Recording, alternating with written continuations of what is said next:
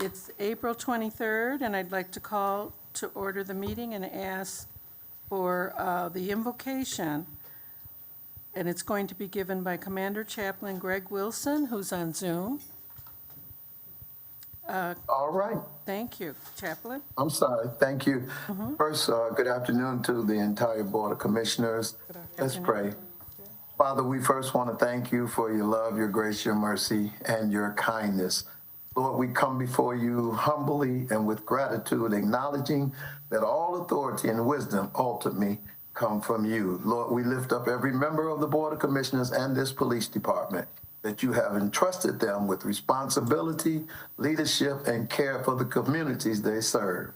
We pray that each officer on the front line, those who put themselves in harm's way, you keep them protected, God. And Father, remind each leader and officer that they are accountable not only to the people they serve, but ultimately to you. Guide them to walk in righteousness, to act justly, to love with mercy, and to lead with humility. We commit them into your hands, trusting you that you will lead them, sustain them, and use them for the good of all. We ask you to do this in the matchless name of Jesus the Christ. Amen. Amen. And thank you, Chaplain. Next, thank you so much. Next, I'd like to have the roll call, Madam Secretary. Commissioner DeWalsh. Present. Commissioner Woods, I understand, is en route. Commissioner Bowman. Present. Commissioner Camille. Present. Commissioner Carter. Here. Commissioner Ivy. Present. Commissioner Jones. Present. Commissioner Morris is excused. Commissioner Watts. Here. Commissioner Williams. Present. 8 present, Madam Chair. Thank you. At this time, I'd like to ask for approval of the April 23rd agenda. To be moved. Support. Excuse me, I'd like to recognize Commissioner Camille. Did you Thank make an amendment? Thank you, Madam Chair. I move to amend the agenda to add under new business 3 motions coming out of the ad hoc committee to review BOPC bylaws and standard operating procedures. Okay, and that would be under new business? Yes, ma'am. Okay, thank you. It's been moved, and is there a second? Support. Commissioner Watts is supporting it. Is there any discussion? All those in favor indicate by saying aye. Aye. Opposed? The motion carries. Thank you. And next, we have the minutes of April 16th. Is there a motion? So moved, Madam Chair. It's been moved by Commissioner Support. Jones and supported by Commissioner Bowman. You have a question? I thought the previous vote was to approve the amendment to the minutes. I had another amendment. I mean, to the agenda. It was to approve the agenda with an amendment. Oh, Amended agenda? okay. I guess I could still bring something up during new business. I'm sorry, you have a question about new business? When it gets to new business, I can still bring something up? Yes. Okay. Yeah, you could bring something up. Okay, I'm sorry. Where were we? We were approving the minutes of April 16th. There was a motion made by Commissioner And Jones supported. and supported by Commissioner Ivy. Ivy. Okay. Is there any discussion? All in favor indicate by saying aye. Aye. Opposed? The motion carries. At this time, I'd like to ask Madam Secretary to introduce the staff chief of police, elected officials, and representatives. Madam Chair, through the chair, present this afternoon are as follows: Teresa Blossom, Diora Mathis, Candace Hayes, Armani Arnold, Armesia Joshua, Mary Barber, Felicia Tyson, Drew Freeze, BOPC Chief Investigator Jerome Warfield Sr. I understand Corporate Counsel Mallard is en route. Hold on.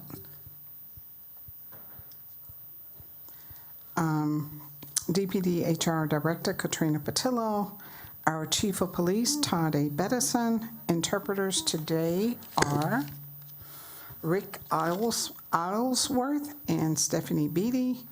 Court reporter is Hanson Court Reporting. Audio, Sergeant Enrique Jackson. Media Services, Jason Gant and Charles Henry. Also, we have Ms. Marie Overwall, Administrative Assistant to State Representative Tyrone Carter. I don't see Ms. Butler.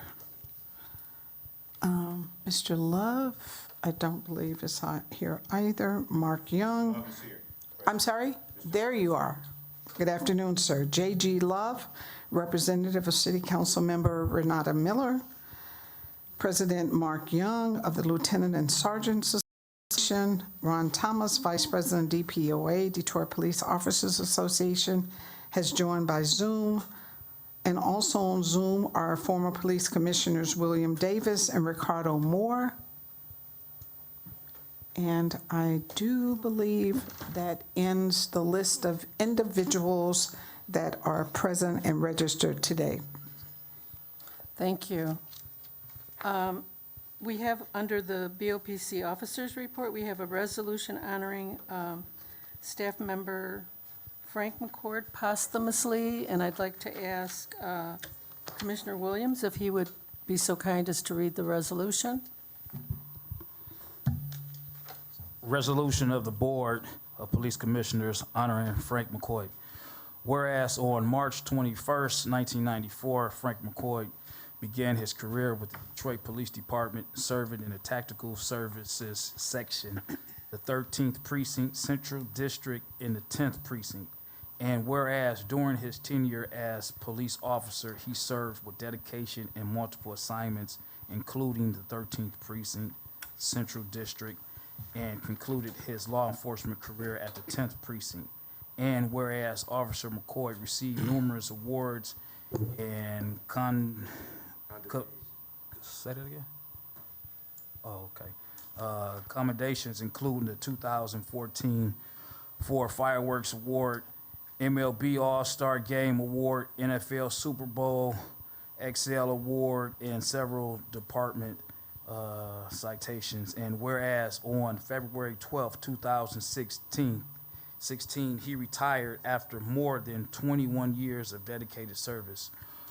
On December 12, 2022, he returned to serve as a telecommunications operator in the Telephone Crime Reporting Unit, continuing his commitment to public service. And whereas throughout his career, Frank McCoy was widely respected for his strong work ethic, ambition, and his ability to establish and maintain meaningful business and community partnerships, contributing to the safety of the city of Detroit. And therefore be resolved that the Detroit Board of Police Commissioners honor the life and legacy of Frank McCoy for his years of faithful and distinguished service. We extend our deepest condolences to the family, friends, and colleagues of Frank McCoy, recognizing his lasting contributions and the positive impact he made throughout his career. I ask for this resolution to be passed. Second. It's been moved by Commissioner Williams, seconded by Commissioner Bowman. Any discussion? All in favor indicate by saying aye. Aye. Opposed? Thank you, and thank you so much for reading that. Next item on the agenda is the Chief of Police report. Chief Bedison? Greetings to the chair and to the board. I'll start out with our stats. Homicide, we're down 2% compared to the same period in time as of last year,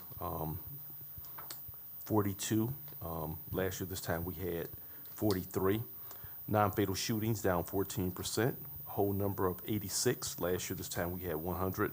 Robberies were down 4%. This year, 233. Last year, 242.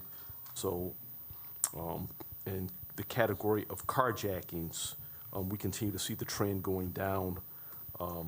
This year, we're at 20. Last year, we were at 21. Significant case closures that I want to report out because the men and women of the Detroit Police Department are working extremely hard. Our case closure rates are really phenomenal, but high-profile cases where individuals were charged last week. It was a double fatal crash on April 5th, 2026 at approximately 11:28 p.m. on Myers between John C. Lodge and Florence. Defendant Raymond Williams, who was under the influence of alcohol, became involved in a road rage-induced traffic crash. Mr. Williams purposely drove his car head-on at a high rate of speed into a stopped vehicle, killing 2 passengers. The 2 passengers in the stopped vehicle, a woman and her child, suffered life-threatening injuries in the other vehicle. The Wayne County Prosecutor Office charged the defendant with 2 counts of homicide, murder in the second degree, assault with intent to do great bodily harm, less than murder, 2 counts of operating while intoxicated causing death, operating while intoxicated causing serious injury, 2 counts of reckless driving causing death, and reckless driving causing serious impairment of body function. On April 16th, Mr. Williams was arraigned and remanded to jail. The 4th Precinct officers, April 14th, our officers responded to the 3900 block of Bagley regarding shots fired. Upon arrival, they located a victim who had sustained a gunshot wound to the head, and he was given immediate aid. Our officers are on the spot giving aid as well. Officers located and detained multiple individuals several blocks away who were still running from the area and recovered 2 firearms that were discarded during running. Detectives from the 4th Precinct identified the subjects who possessed the discarded firearms, as well as identified a vehicle that was used by 2 additional shooters, which also fled the scene. During the surveillance, they conducted a traffic stop and a suspect was taken into custody. He was identified as an 18-year-old suspect who has since been charged with several counts, including assault with intent to murder. 12 precinct arrests. And the reason I'm really highlighting the arrest, I'm just letting everyone know that the city of Detroit, we believe in prevention, we believe in intervention, but also when individuals do serious crimes in our city, we take serious enforcement action, and our officers are good at what they do. On April 15th last week, at approximately 10:30 p.m., the 12th Precinct were on proactive patrol in the area of Kentucky and West McNichols. The officers observed a group of males with a view for parents walking in the area. They stopped to investigate them for curfew. While the officers were asking for their identification, one of the males threw his backpack to the ground and fled from the officers. Officer gave verbal command to the offender to stop, and he complied. Recovered in the backpack with a Smith & Wesson AR pistol with a fully loaded magazine. The offender was placed under arrest, transported to the detention center. That's just more examples of our officers out there, the men and women working very, very hard and diligently. Then one of the biggest complaints that we get from community members, which we will not let up on, and it's that time when people like to drive extremely fast, traffic enforcement. From April 12th through the 18th, traffic enforcement unit conducted operations in the 2nd, 5th, 11th precincts. Officers made 566 traffic stops, issued more than 1,200 tickets for moving violations, and 146 tickets specifically for speeding. And we also continue to do narcotics enforcement as well. For the week of last week, April 19th, narcotics units executed several search warrants, confiscating 6 firearms, narcotics including more than 800 grams of fentanyl and more than 500 grams of cocaine. Last week also, the mayor and I stood in this room and we announced our 6-point community safety plan, really aimed at summer safety plan to decrease violence within the city of Detroit, in particular youth violence also. And we announced that we're going to increase our presence at parks, recreation centers, and we will be enforcing the curfew for minors. Also, from a preventative point, we've heard of those tragic stories where children have found firearms that have not been stored safe. So we have a safe storage and gun safety education program, including distribution of free gun locks. We have neighborhood safety action teams to address crimes at a block level. We will be doing the after-hour venue engagement and enforcement at locations that are problematic, whether it's the bars that allow underage individuals there, ruining the quality of life in neighborhoods. Also with that, we'll continue to enforce the curfew at those large gatherings that disrupt life within the neighborhoods, and those house parties and block parties. Just recently returned, and I returned specifically to be able to come to this board meeting. I was at a technology conference in Orlando, and so there with a lot of chiefs of police and having conversations, and also watching Orlando news. You know how we talk about our block parties here and it disturbs life. they were on their television, they were talking about the teen house party. So I guess and they said that this is something that comes across as well, where they'll rent the Airbnb houses and have these house parties, and violence results as well. So they have we're talking about the block parties, they're talking about the house parties. So, but letting everybody know, we are flexible, adaptable, and if we got to address house parties, we'll address house parties just like we address block parties as well.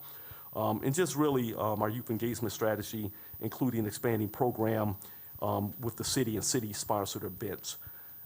DEA National Take Back, so that's going to be coming up on April the 25th. Community is invited to go to any of our precinct stations between 10 a.m. and 2 p.m. to safely dispose of your unwanted prescription medication. Medication can be anonymously disposed at any of our DPD precincts to ensure no prescription drugs end up in the wrong hands.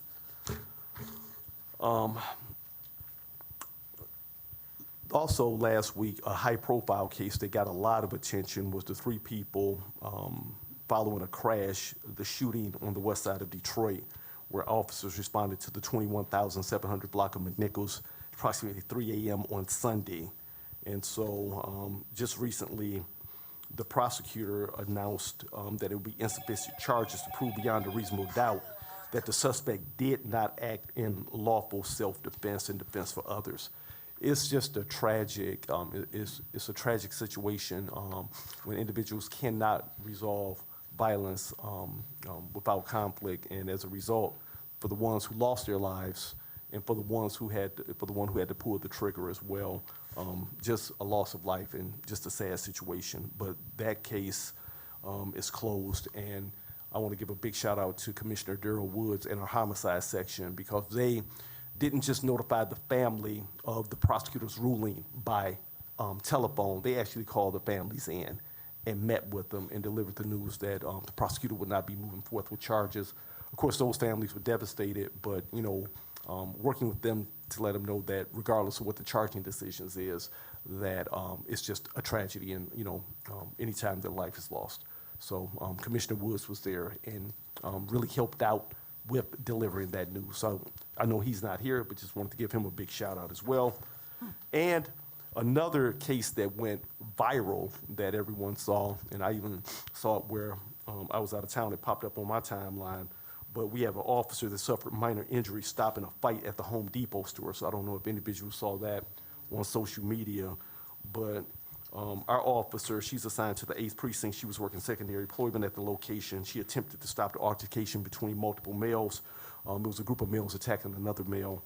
The officer requested backup, got officers backed up from various precincts. But if you saw the video, you saw that she was there trying to protect life and doing everything that she could. And she's just really a hero, and want to lift her up as well. So I'll make sure that she gets an accommodation too, because I think, but for her, that individual could have been really, really seriously injured. And she did sustain some injuries as well. So we'll keep her in our prayers. 3 people were arrested for that. And DPD will continue to step up our drifting, drag racing enforcement. And we will be unapologetic for that. And when we catch individuals who are participating in that, we definitely plan on forfeiting their cars. That is just something that we're not going to tolerate in the city of Detroit. And I guess I'll close out. I could go on and on. It's a lot that's been going on. Teens, I saw the article where with our YAP, the Board of Police Commissioners Youth and Police Advisory Forum, I thought that that was great. It was well put together, and I just want to give Teresa Blossom and everybody else who was involved in that a big applaud for just those young people are so very thoughtful. I thought they asked very thoughtful questions and just really wanting to be engaged. So I had a good time out hanging with Colonel Grady from MSP, Elvin Barron, Chief of Police of Southfield, and then I believe it's Chief Jenkins from the city of Inkster. So we have to work collaboratively because crime has no boundaries or borders, and really the safety of all citizens in the metropolitan region is truly our responsibility, because we have loved ones that live in the burbs, we have loved ones that live in the city, and we all travel across borders and boundaries. And the biggest thing that I came back to was the theft of copper parts from the fire hydrants. I think that everybody saw that as well. And so that is, I take that so serious. And so individuals who commit that type of crime, I'll be having a conversation with, the judges and just the educational component, because it's not just the theft of copper components from the fire department hydrants, but what it does is it seriously impairs the ability to be able to provide life-saving public safety performance and functions. If you take out all the fire hydrants and it's a fire in the area, the fire department has no water. And so we've seen this before, back in the early 2000s when copper thieves, and I guess the price of copper must be up, everybody. But we saw it before where they were cutting overhead lines and going up and taking down transformers. And I actually headed up the copper theft task force back then. Mr. Jones know that very well. That's where I met him, from AT&T. And we were able to cut copper theft of the public utilities back then by over 94%, 97%, right in that area. And you would say, well, how did we do it? Because really it was two individuals that were the mastermind behind the whole plot. And so being able to take the individuals out, identify them and hold them accountable for doing that and getting them some serious time should reduce that. But we'll utilize all city resources and assets to go after the ones that's putting the Detroiters in public safety harm way, because that's cannot be acceptable. And with that, I'll close out and be available for any questions the board may have.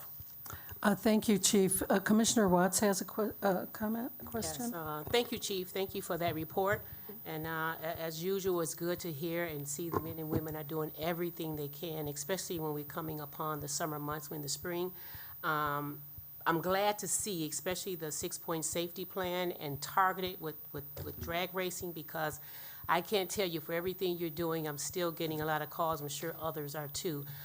This past weekend, received some calls from the west end of District 5, the drag racing, and now it's going beyond the drag racing, because when you see, the drag racing like we know, but some of the residents now, they are finding things on their lawn. This is going on when residents said started at 11 p.m., didn't stop till 4 a.m. Even if they open the door to try to see or see who's doing it, things are being thrown at their homes. At one point, they're resisting that people are showing guns, like maybe to go back in and close your door. So this is heartbreaking, especially to residents. Early on, it's concerning. I know everybody is doing everything they can. So my question to you is, again, what can a community and everyone do? Because if you're living on your block and you feel like you're powerless, you're helpless, and this activity is just happening, it's just spurred out, how can they get immediate help, or even they can contact you immediately, or even say, can we be a part of our plan, our district, or anything like that? In addition, this week on the interview, I think I saw D.C. Hayes. He spoke about this and sounded like some good initiatives that's coming, but he referenced, I guess, drones with crowd gathering as well. Because I know, if you know, on the east-south end of Mount Elliott, like when the Riverwalk closes at 10, they push them off, but they're pushing them to other areas, not meaning they're going home. And then people are still gathering to wee hours of the morning. And so those are some of the feedback that I've been hearing in the last week, and it's very concerning. The public applauds everything you and your team are doing, but this is just concerning, and this is keeping them awake, and this is a concern. Well, I'm a part of the criminal justice system, and so we're going to do our part. But for the community, I'm going to say it like this. I need assistance, and it's an educational component, because we can make arrests, but and Madam Prosecutor has been amazing working with us. But and the Chief Judge has also, Chief Judge McConico, but it comes to a component where the consequences really come from the justices, the judges. And so being able to make your voices heard there too, where it's even a court watch, knowing. So I'm going to continue to do my part. Our officers will continue to be diligent, and I will continue to engage our judges also. But when they hear from the community members how serious it is, they can see the totality of the harm that is causing their constituents, because they're voted in too, just like your public board. That makes a difference. Going back to the copper theft piece of it, we actually had a training session for the judges to let them know that when you cut overhead wire, it's not just the overhead wire, it was impacting the ability of a firehouse to be able to open their doors to respond to a fire, because when you cut that power, now the power to that firehouse didn't lift the door anymore. At one point, it had impaired one of the automobile plants. And so it causes a lot of other harm. But when people are educated as to the harm, I feel that it will help us hold individuals accountable. And then to the drag racers and the drifters, they like certain spots. And I remember back in the day, I worked with Commissioner Camille, and she lived in a hot spot area. And this goes back to probably like 2018. They've been doing this a while. Oh, yeah. And so I'm not going to say her area. I'm not going to put out, I don't know if she still lived there. She might not want me to put out where it was. But we developed a plan, and I had officers on it, and we stopped it at that spot. Great. We did, and we held individuals accountable. And so we will do our smart policing, and we're going to do everything in our power to identify. So working with you hear those complaints of where the hot spot is per se, letting us know, and calling 911. You know, it's a priority one for us, getting officers out to be able to respond very quickly. And it's kind of like herding cats, because I can't catch them all necessarily per se, because it is policies as far as balancing overall public safety with vehicle pursuits for traffic. Because they don't just stop, and you have high performance vehicles and they're going at a high rate of speed. But we're going to have our air unit up, our helicopters. We will follow them to wherever they live, and we will take them down safely and take their cars. And so we have a lot of things in store that we'll be doing. But I can't promise you that I have a silver bullet that can just stop it. But I can do everything to hold them accountable, and I know you're going to help me out as well. Exactly. Thank you for that, because I know if you had that silver bullet, it would have been done. But again, thank you for that. And on the last point, especially in community engagement, is important. I was speaking at a town hall meeting last night in District 5, said the same to the Block Club leaders and everyone, that we can help, and then we could come together and maybe we pass that information around. Also, I know you do excellent community engagement with the areas and communities surrounding Detroit. I also know that some of these people who come into our lovely city with drag racing and other things, that some of them don't live in the city. So I'm not advocating that you publish their names, but I am advocating maybe you publish some of the communities that they come from, and then encourage the other partners to really help, as everyone come in here and have fun, but also be respectful of individuals that live here, especially late in the night, and our property that we have here in City Detroit. Thank you. Thank you, Madam Chair. Thank you, Commissioner. Commissioner Williams? Yeah, well, I think Commissioner Watts took my paper off the printer, because a lot of the stuff that she spoke upon as far as the drag racing is something that I had on my list to talk about. This past weekend, the Greenwich Park organization over on West 7 Mile and Outer Drive, they had a meeting, and they were trying to be proactive as far as the drag racing, and spoke upon it, and I let them know that, hey, they got a task force that they're going to be putting out. But less than 10 hours later, that same Saturday night, over on Vassar and Outer Drive, that's where they meet at. It's a large area, and you got cars that's doing, burnouts and racing and speeding up over there. And I got a few of the residents in that area that reached out and contacted me. I did talk to the captain, Captain Jones at number 12, about the problem, the concerns, and not just the drag racing. You have these young people and some adults that's running across people's lawns, running between their houses. They're wearing ski masks. Now, I'm not saying that they're wearing ski masks for this or that, but if you're a homeowner, you're coming out and taking your trash out, you see somebody run across your lawn with a ski mask, you don't know how to react, and that can go into that can become another problem as well. I'm asking, and I'm not sure how you're going to tackle that, but Vassar and Outer Drive, West 7 Mile and Outer Drive, is an area that I'm asking to get some attention in that area for those residents. And it's all residential, so someone loses control of a vehicle over there, it's not like it's a commercial building, barricades, it's someone's front room, someone's living room. So I wanted to mention that, because I said to my neighbors over in that area that I was gonna bring it up in this meeting. Outside of that, I also have two other things I wanna mention, I wanna ask. I noticed the last few meetings, we talked about traffic stops and how the number of traffic stops been going up. But then I also know that we talk about flock cameras and how flock cameras are being used for more of the violent crimes, human trafficking, things of that nature. Do traffic officers use cameras to help with traffic stops? Are they using cameras to pull people over? No, Okay. no, we don't utilize our cameras for traffic. So we're not utilizing it for that. Our cameras are utilized for violent offenses, things of that nature. Our traffic officers have their LiDAR guns, and they use data. So we deploy our traffic officers to specific locations where we're having the most accidents. And that is where, and we're seeing the accidents start to actually go down, because it's not just putting them in a general area. It's like, what intersections, and that's something that we'll be able to report out on as well, I could bring to you, so that you can see the most dangerous intersections in the city of Detroit.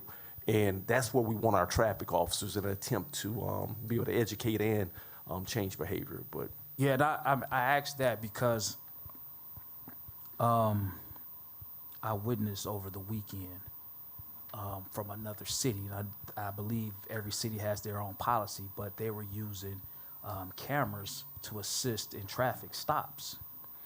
And one of the stops was incorrect. And I know that we have Brother Cunningham in the room, and it's kind of similar to an incident that he had. He has his plate on his car, but he got pulled over.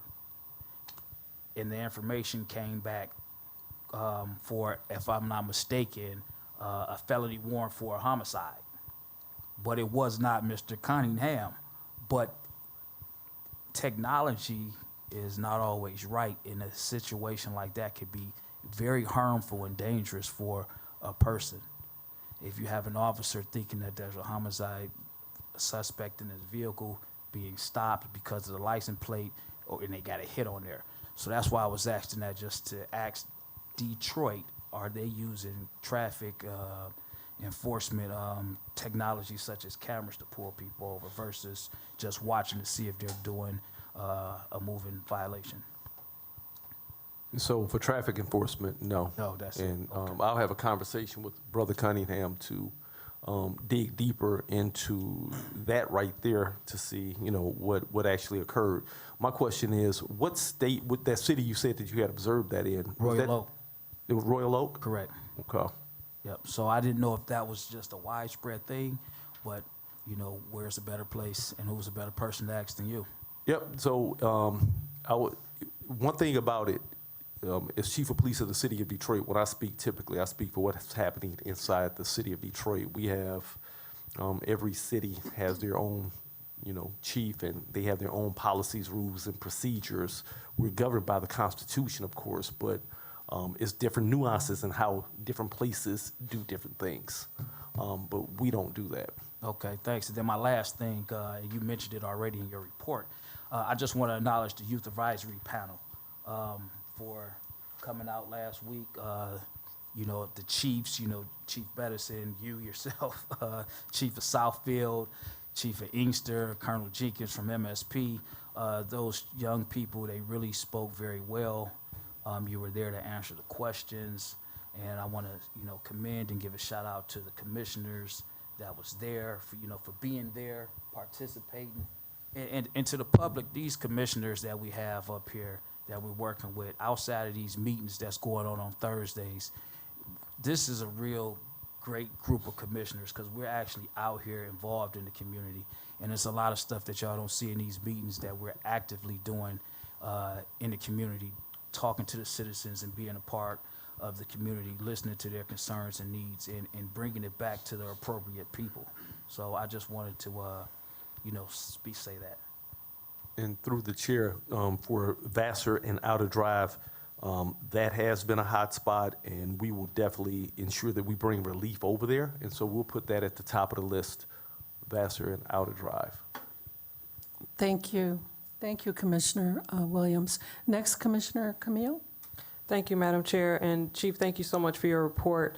So a couple things I wanted to bring up. Certainly have concern for the officer who was injured at Home Depot. Thank you for lifting that. I did see that video. It was the only thing I could think is she needs some help. So to that, this secondary employment policy and those contracts, is there room to look at those to see that if these stores feel like they need to bring on DPD personnel to support them, that they're required to bring on 2 instead of just 1, so that the officers are appropriately supported in case something like that happens? Through the chair, Commissioner Camille, I'm going to have a Deputy Chief Bliss who oversees that. DC Bliss? Here? Yep. All right. Through the chair, the secondary employment is guided by the city ordinance in regards to secondary employment. If there's a requirement that there be a mandatory quota in regards to the number of secondary police officers from the Detroit Police Department acting in the secondary employment, that's something that would have to be voted upon by City Council. But there is no minimum quota in the ordinance. Through the chair, thank you so much, DC High, for educating us on that. That's good information for us all to consider. So Chief, I wanted to go back and kind of take my colleague, Commissioner Williams' question a little bit further in regards to the cameras. I want to be really specific about what cameras we're talking about, because I agree with you and I'm aware that the LPRs, the automatic license plate readers that are stationary, are supposed to only be used for getting information to track down violent offenses, right? But the patrol cars have automatic license plate readers positioned on them, correct? Not all of them, some of them. Okay. And if I remember correctly, and I believe this was talked about when we took our tour of the Real-Time Crime Center, is that if an officer is stationary or driving, if they see a license plate, they don't have to put that license plate in to look up the information. That LPR is kind of looking across the traffic area and running those plates and sending notices to the officer, right, in the car? It's the LPR can read hundreds of plates very, very quickly. Mm-hmm. But the only information that it's going to send is information that's been put into it of a violent crime, because that's what we put into. So it will notify officers if they're in the vicinity of a vehicle that's been carjacked, or if it's wanted for or been involved in a hypothetically a sexual assault, a crime of violence. And so it's not going to come back for somebody for retail fraud, child support, that's those type of things. We're not entering that data to be flagged for officers to do traffic stops of that nature. Now, other cities, they could, but in the city of Detroit, we choose not to. And you're talking about the LPRs that are on the vehicles? All of our LPRs, because Okay. the standard is the same across. So whether it's positioned on a fixed object, whether it's on a police vehicle, it's all based off of the information that's inputted as far as the criteria of what will notify the officer. Okay, so if an officer pulls someone over strictly because there's no insurance associated with the license plate or the plate is expired, the officer would have had to manually look that up. The LPR is not automatically looking for that and notifying them of it. That's correct. Okay, that is good to know. And then my other question is, for a traffic stop, can you give some examples of circumstances where officer, if they're having a vehicle impounded, where they would actually take the plate off of the vehicle and keep it? What reasons would officers have to do something like that? To confiscate the plate off the vehicle, the thing that comes to mind would be a fraudulent plate, improper plate. The plate doesn't belong to that vehicle. So that's what comes to mind. Okay. Thank you so much. Thank you, Commissioner. Any others? Any other questions? Commissioner Bowman?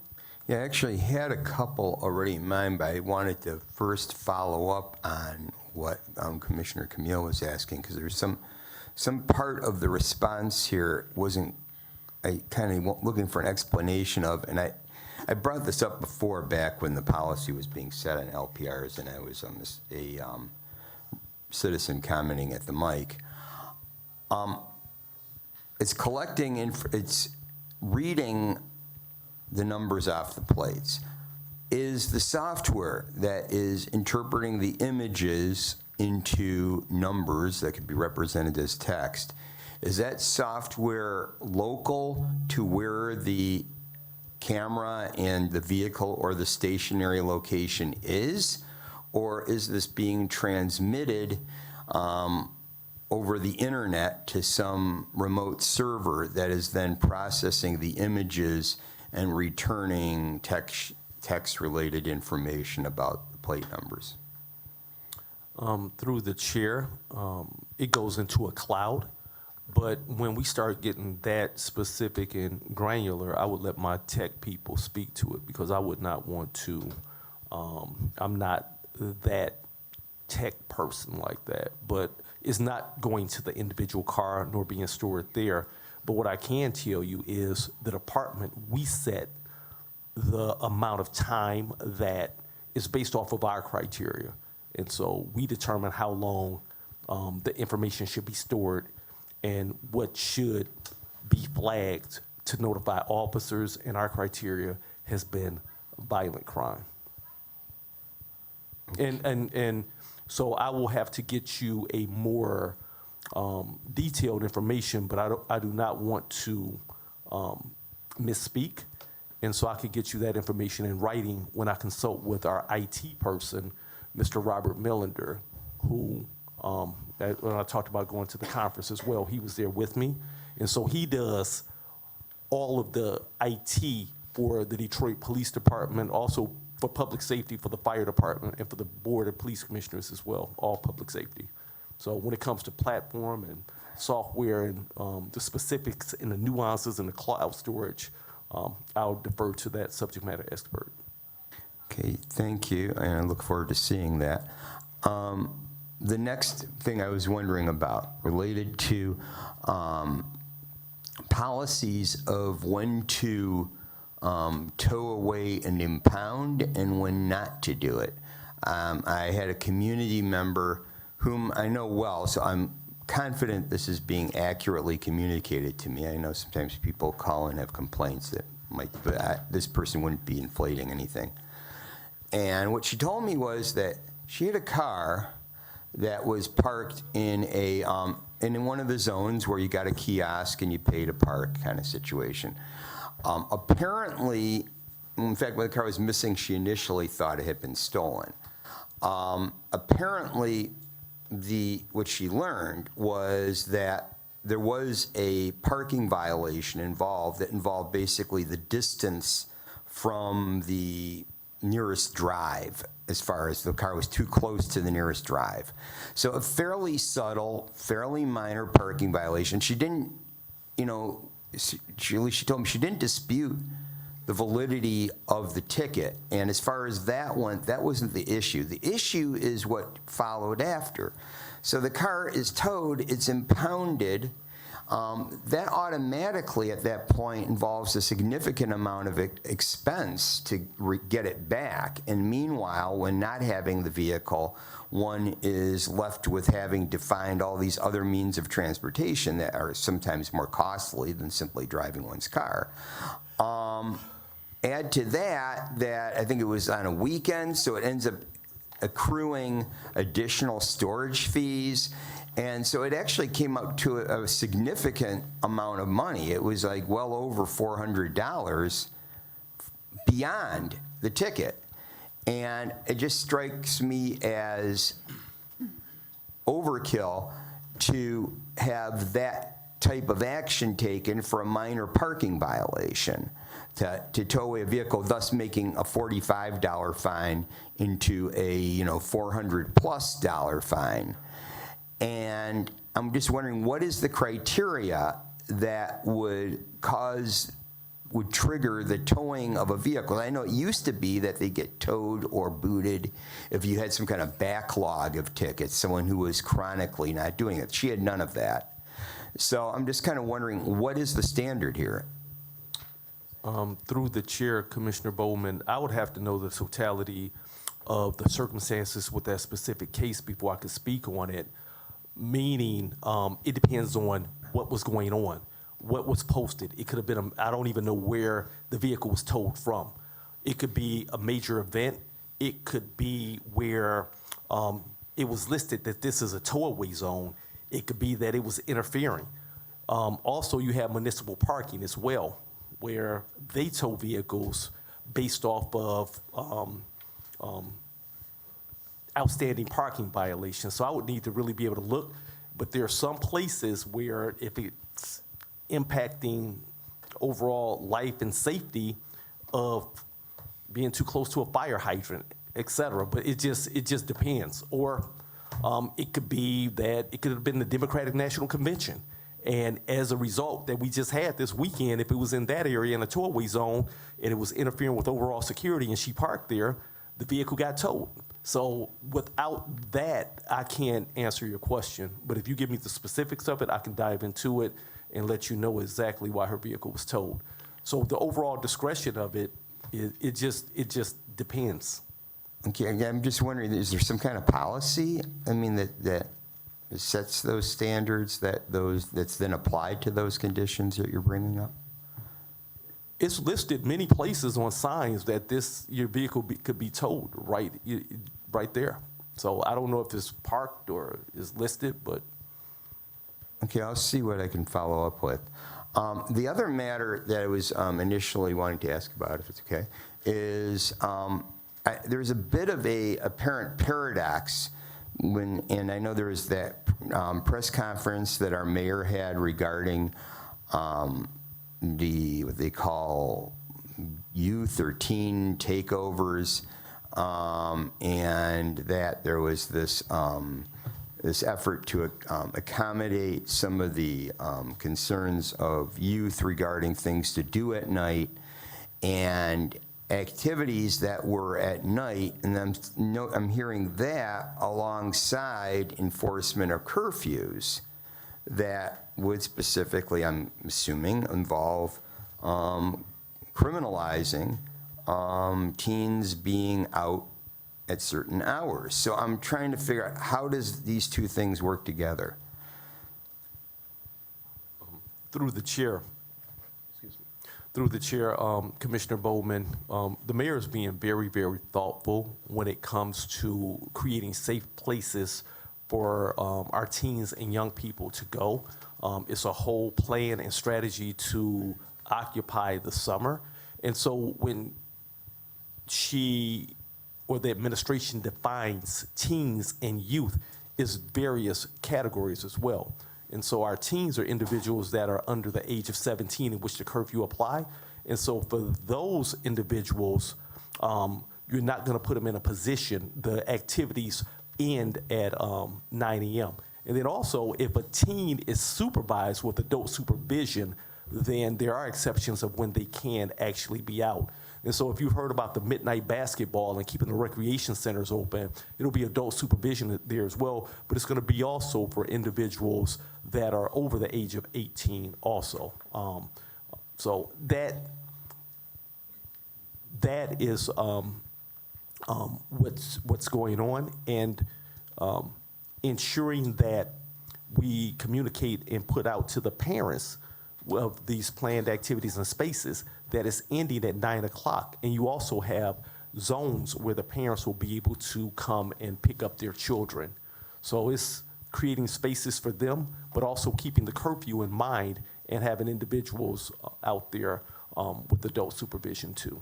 Okay, so just to clarify, then I might understand that when there's a late night activity that is accessible to a teen, that activity is, one, chaperoned, and two, the expectation is that the teen is escorted by an adult to and from.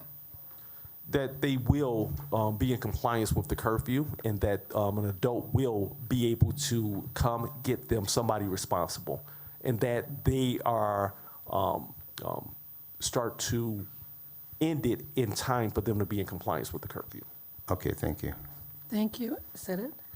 Commissioner Camille? Thank you, Madam Chair. Through the chair to the chief, I just want to circle back on this. I know we're spending quite a bit of time on the license plate readers and the traffic stops, but I just want to raise something on that again. I'm not sure if you've ever seen this documentary called Find Out. It's FINED, out.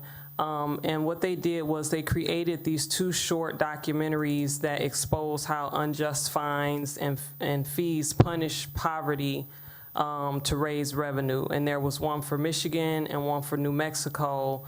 And they talk about this program called Road to Restoration, where they were helping people, get their licenses back in good standing and get them back on the road.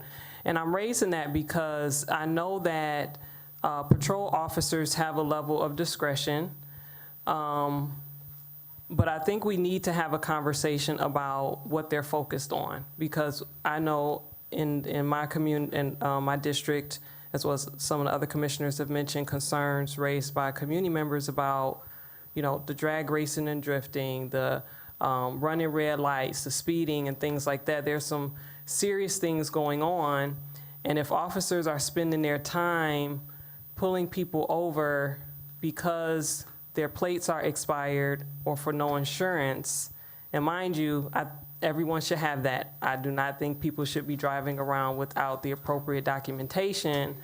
However, we also know that it's very expensive to maintain those things. Secretary of State, now you can't get in without an appointment. That sometimes takes weeks to get in there. So there are barriers and challenges to those things, and if people are not speeding, if they're not running red lights, if they're not making, violations otherwise, it doesn't seem like a good use of DPD's time to spend on those individuals who are essentially having paperwork issues, as opposed to people who may have stolen a car or what have you. In addition, like Commissioner Bowman mentioned, it's putting people on a track to drive them deeper into poverty, because I may be driving this car because I need to get to work, and now you've taken the car. Now I can't get to work, and I may lose the job. And tragically, some people are living in these vehicles. And so I think we need to have a conversation about how to approach that a little differently, so that we can get people in good standing where they need to be, rather than further punishing them and pushing them into a situation where it's even worse than where you found them.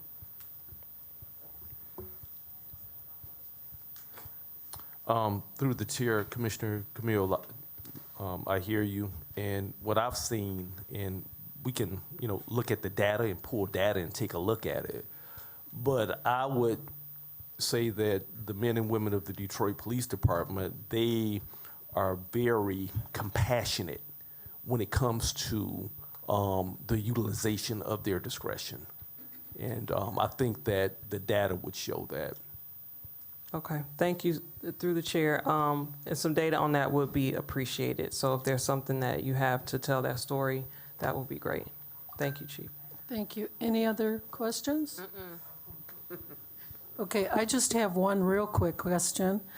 Sunday, there was an article in the paper about a new, item that is being sold at gas stations and smoke shops, and it's called Kratom. Are we dealing with that right now? Is that something that we're seeing? Or is there something the department is doing, researching? Can you tell me anything about what we're doing? Kratom is definitely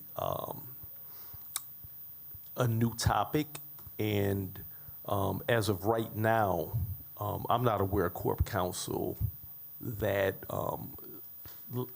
it's anything legally per se that we can do about it. So it's not a law that outlaws it, so it's legal. Just like it's another substance that mirrors marijuana. And I can't think of the name of it right now, but that was legal as well. And so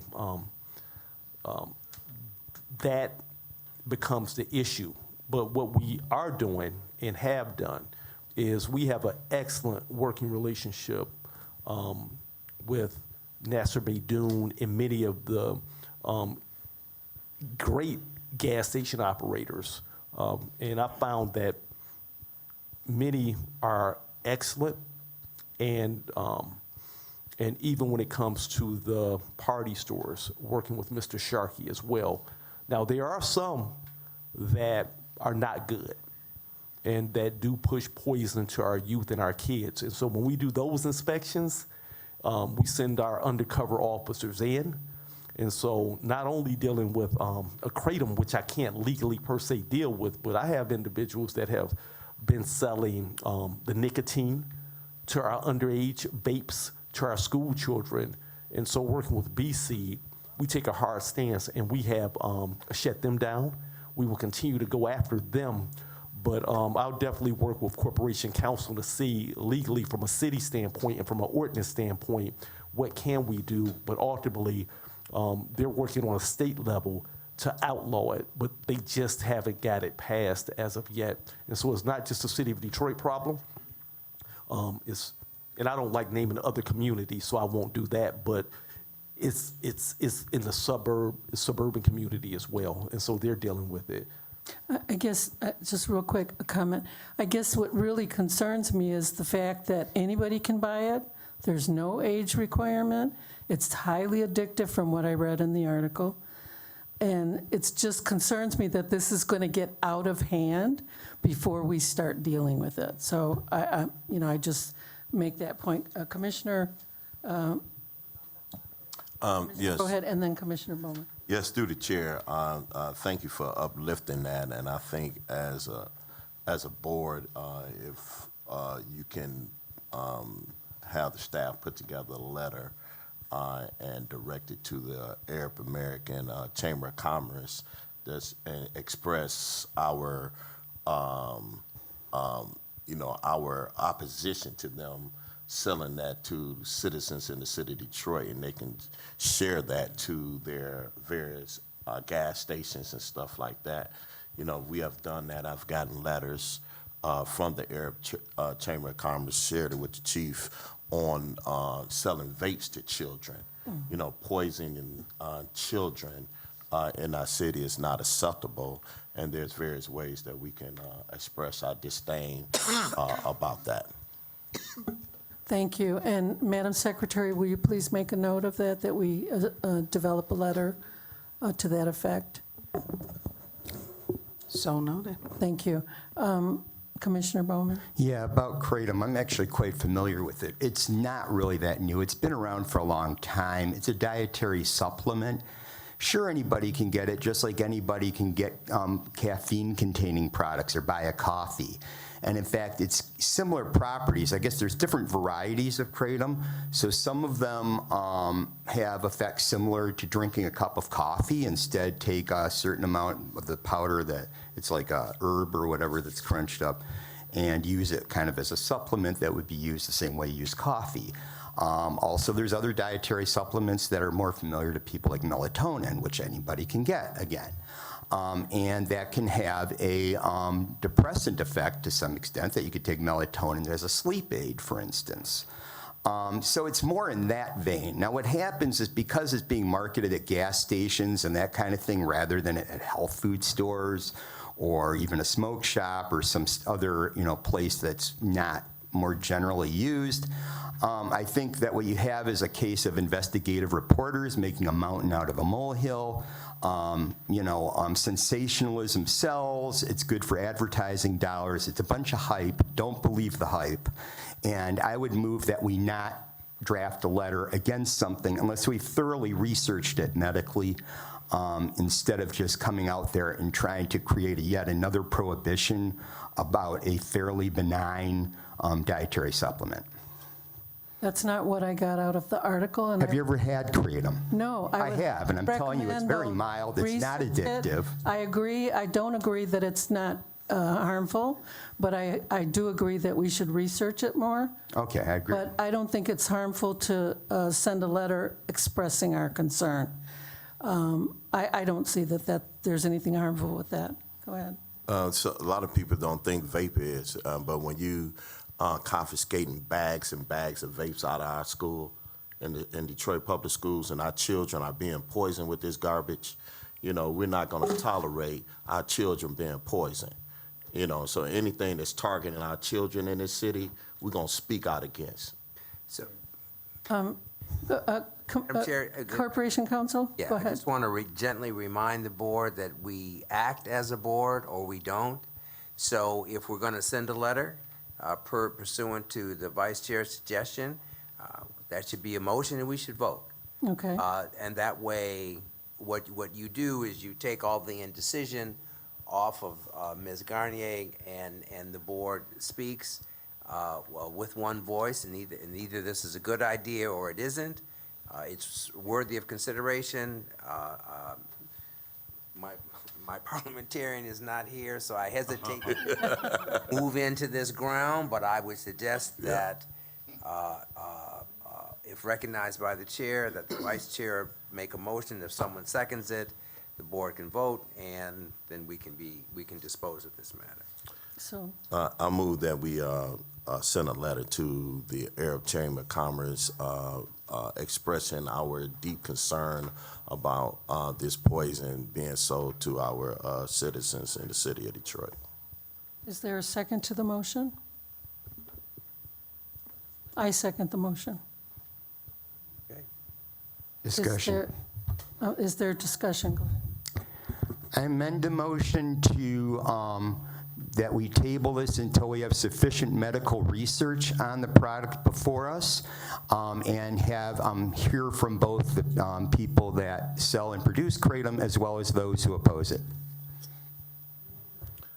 Okay, so, go ahead, Commissioner. We're not going to wait for our children to die and be poisoned. That's terrible. And it's offensive to the citizens of the city of Detroit. Our children are suffering with all these chemicals. I sit on the Substance Use Disorder Board for the Detroit Wayne Integrated Health Network as well.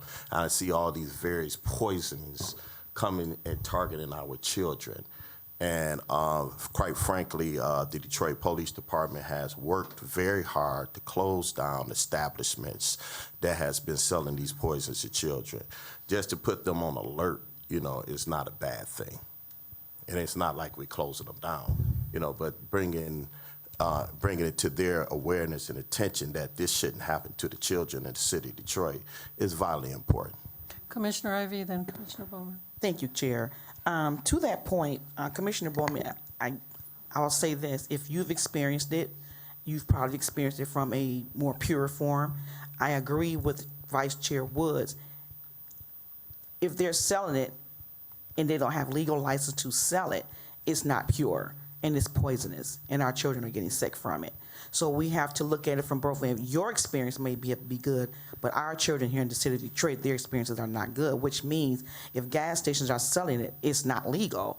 Because if it's legal, then it should be sold in health food stores, and if it is, then the parents should get it from there. But if gas stations are selling it without a legal license, then it's not pure. And I agree with Commissioner Woods. We don't need it for our children, not our children here in the city of Detroit. So I hear what you're saying, and I respect that. And I don't want to take something away from you that you may experience, and you probably got it in a better form.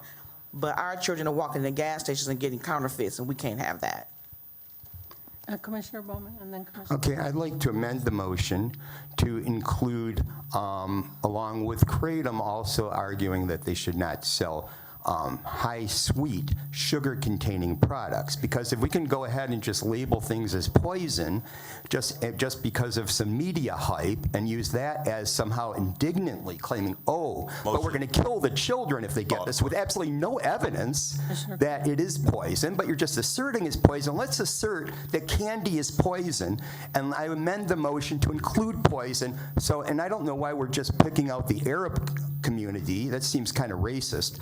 But if you're going to include a message to the Arab community, if they shouldn't sell kratom, include candy with it. Commissioner Camille? Thank you, Madam Chair.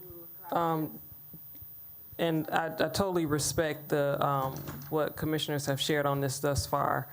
I would move to amend the motion to ask staff to draft a letter that will be pending the board's approval once we've had a chance to read the letter, and that draft also include some research information for us to read along with that before we make a final vote to approve the letter to go out. That's my amendment. Support. Okay, it's been moved by Commissioner Camille and supported by Commissioner Carter. Yes. Any discussion? Go ahead, Commissioner. You know, they can vote whatever they want to vote. I'm going to write a letter myself to the Chamber of Commerce in my individual capacity and let them know that poisoning our children is not acceptable. Okay, any other comments? All in favor indicate by saying aye. Aye. Opposed? Nay. Okay, so the motion carries that we're going to write a letter, draft a letter, and it's going to be brought, along with some research. Go ahead, Secretary, Madam Secretary. What, the motion that just passed, was that the motion as amended by Commissioner Camille, correct? Yes. Right. Thank you. Camille. Thank you, Madam Chair. Yes, and that motion will have some research information attached, and then it will come back to the board for a vote. Is that correct? Thank you, Madam Chair. Okay, did you have? No, I see we already took the vote and the motion, but in order to do the research, I think we're talking about a product, but also could be different levels of it. So some Exactly. legal, some illegal, but I guess we're gonna see what the research develop. For the sake of moving Well- this meeting on, I have no further dialogue. Right. I think what we need to do is research the items that are being sold at gas stations in Detroit. Yeah. That's what we're concerned about. And- Okay, go ahead, And through Commissioner. the chair, and I don't want to leave out this fake racist statement that was made. The gas stations are owned by Yemeni folks primarily, as well as Pakistanians and stuff. So I'm not targeting them. But any and all, and I've been working with their Chamber of Commerce. I have good relationships with them, and they have been working to be able to make sure that they don't poison children in the city of Detroit. And so that racist statement is offensive. Madam Chair, ahead, just Commissioner. on that point too, we do also still have African-American owners of gas stations as well. I think what we need to consider too is that there's an association of gas station owners, and that might be the group that we want to contact. I don't know what the name of that association is, but I know that they represent gas station owners. Absolutely. Okay, go ahead, Corporation So, Counsel. Madam Chair, I hate to bring this up, but I just want to note for the record that I'm sure we violated 17 different parliamentary rules and regulations as we went through this. And I just want to have it for the record that the board is aware of that. We apologize to Dr. Jackson. We wish she was here to correct us along the way. But the intention of what the board did at the end of the day is what's important, and the board is aware and fully aware of what they've asked staff to do. So I just want when Dr. Jackson sees this, and it freaks her right out that we have communicated clearly and that we understood what we were doing, although it's Hopefully. fairly clear we didn't do it the right way. Yes, we had amendment over amendment That's over right. amendment, so yes, we Right. understand that. Thank you. I think we can move on from this topic, and the next item on the agenda is oral communications and public comments.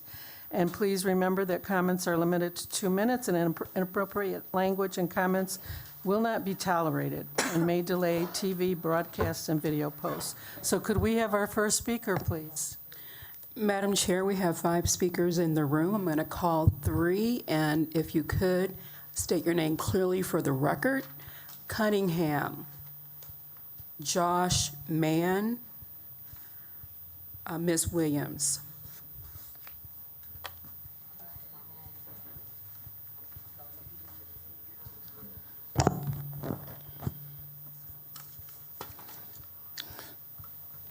Brother Cunningham, 313-444-9114, 313-444-9114.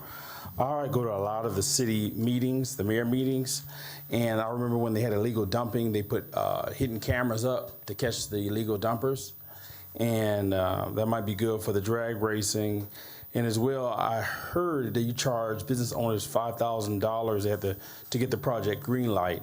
I wonder if some neighborhood organizations can get free project green light in the areas with trouble, like Vassars and outer drive areas or wherever they're drag racing, if that green light can be put in there free of charge to like a community group or the leadership of that community. I'm a transit advocate, and we need bus stops. Right now, only 5% of all bus stops have benches. How does the police come in there? Well, why don't the police department join up with DDOT, and we need benches. Put Crime Stoppers information on the front and missing persons on the back of that bench in areas around the city. Again, the benches front of them, Crime Stopper information, and missing persons on the back. So it's killing 2 birds with 1 stone. Also, if anybody in the room needs a 31-day pass, and I'm hoping that all city meetings validate parking, but we have parking here, so that's good. And then also give out bus tickets to those who need it, who come to the meetings. If anybody raise their hand and needs a 31-day pass, which is a $70 savings, thankful for donations is how I provided this 31-day pass. Just let me know.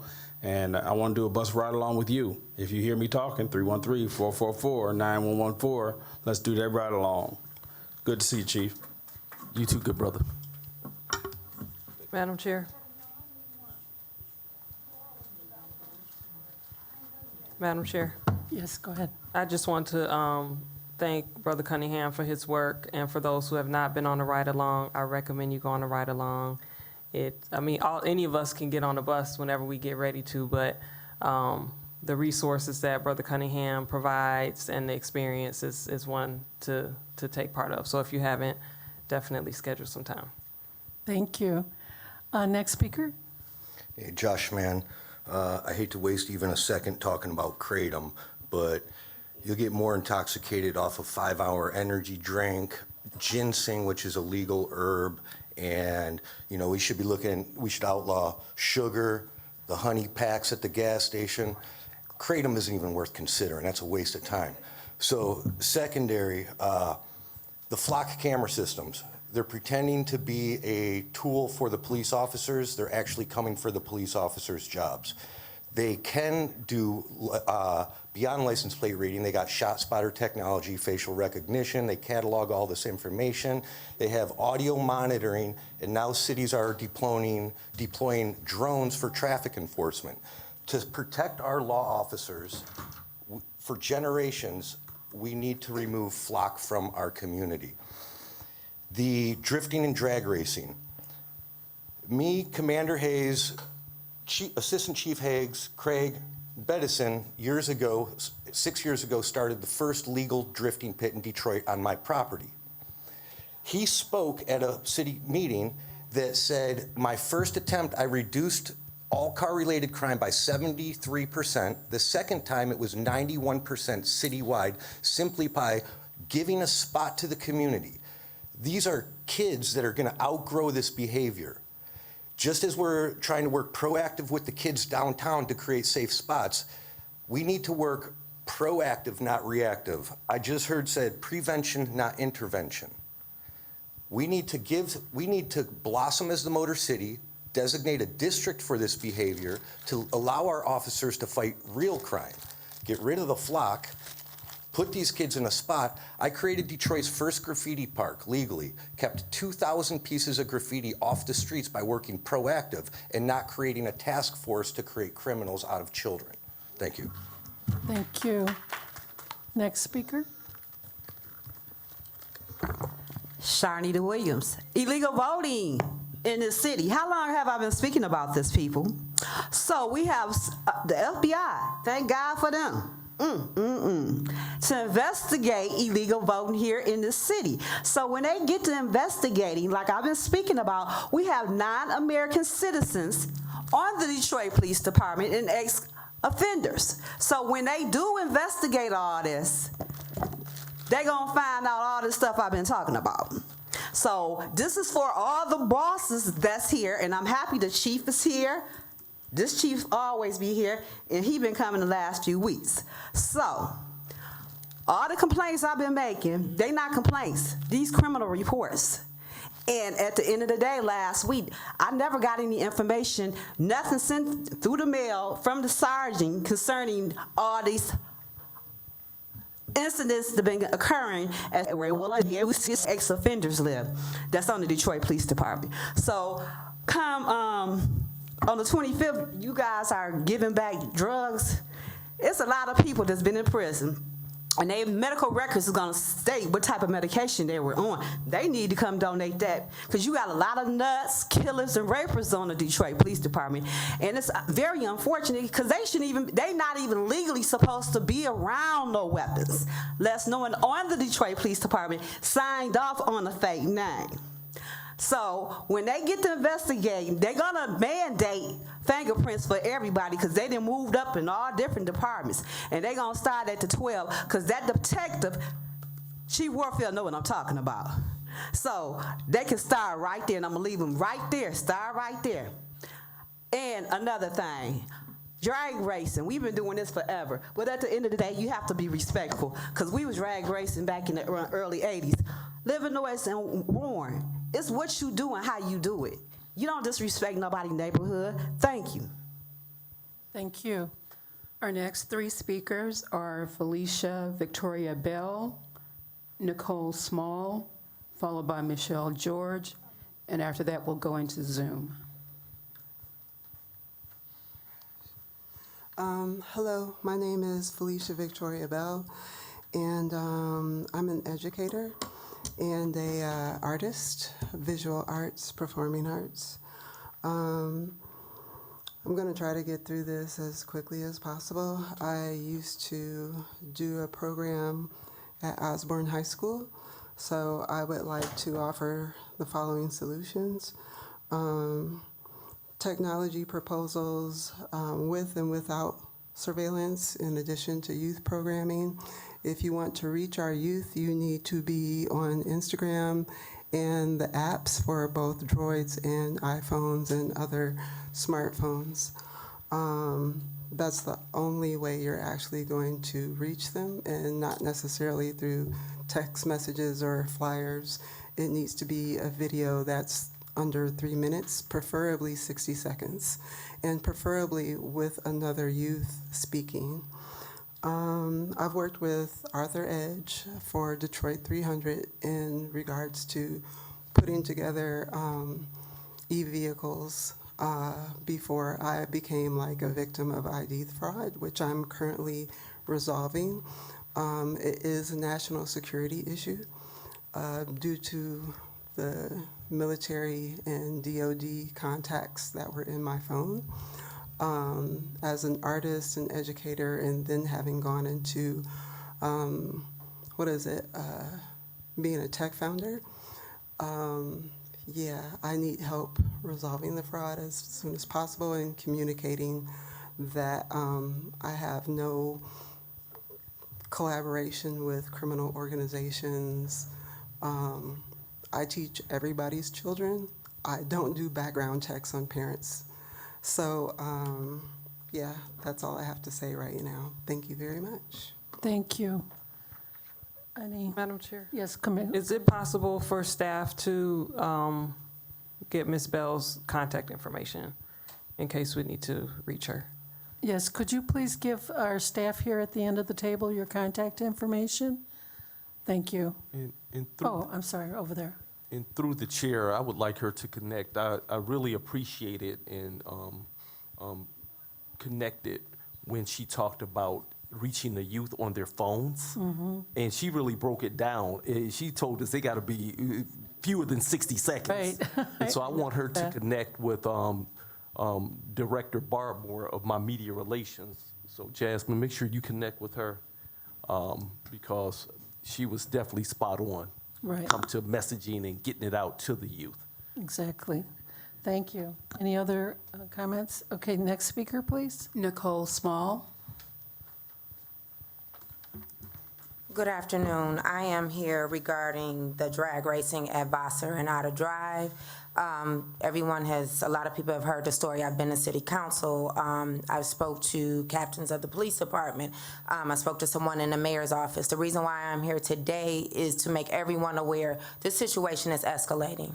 Back in 2021, I did a Facebook post and it went viral, and you can see all of these cars. This is the problem. At the intersection of Vassar and Outer Drive, it's a huge intersection.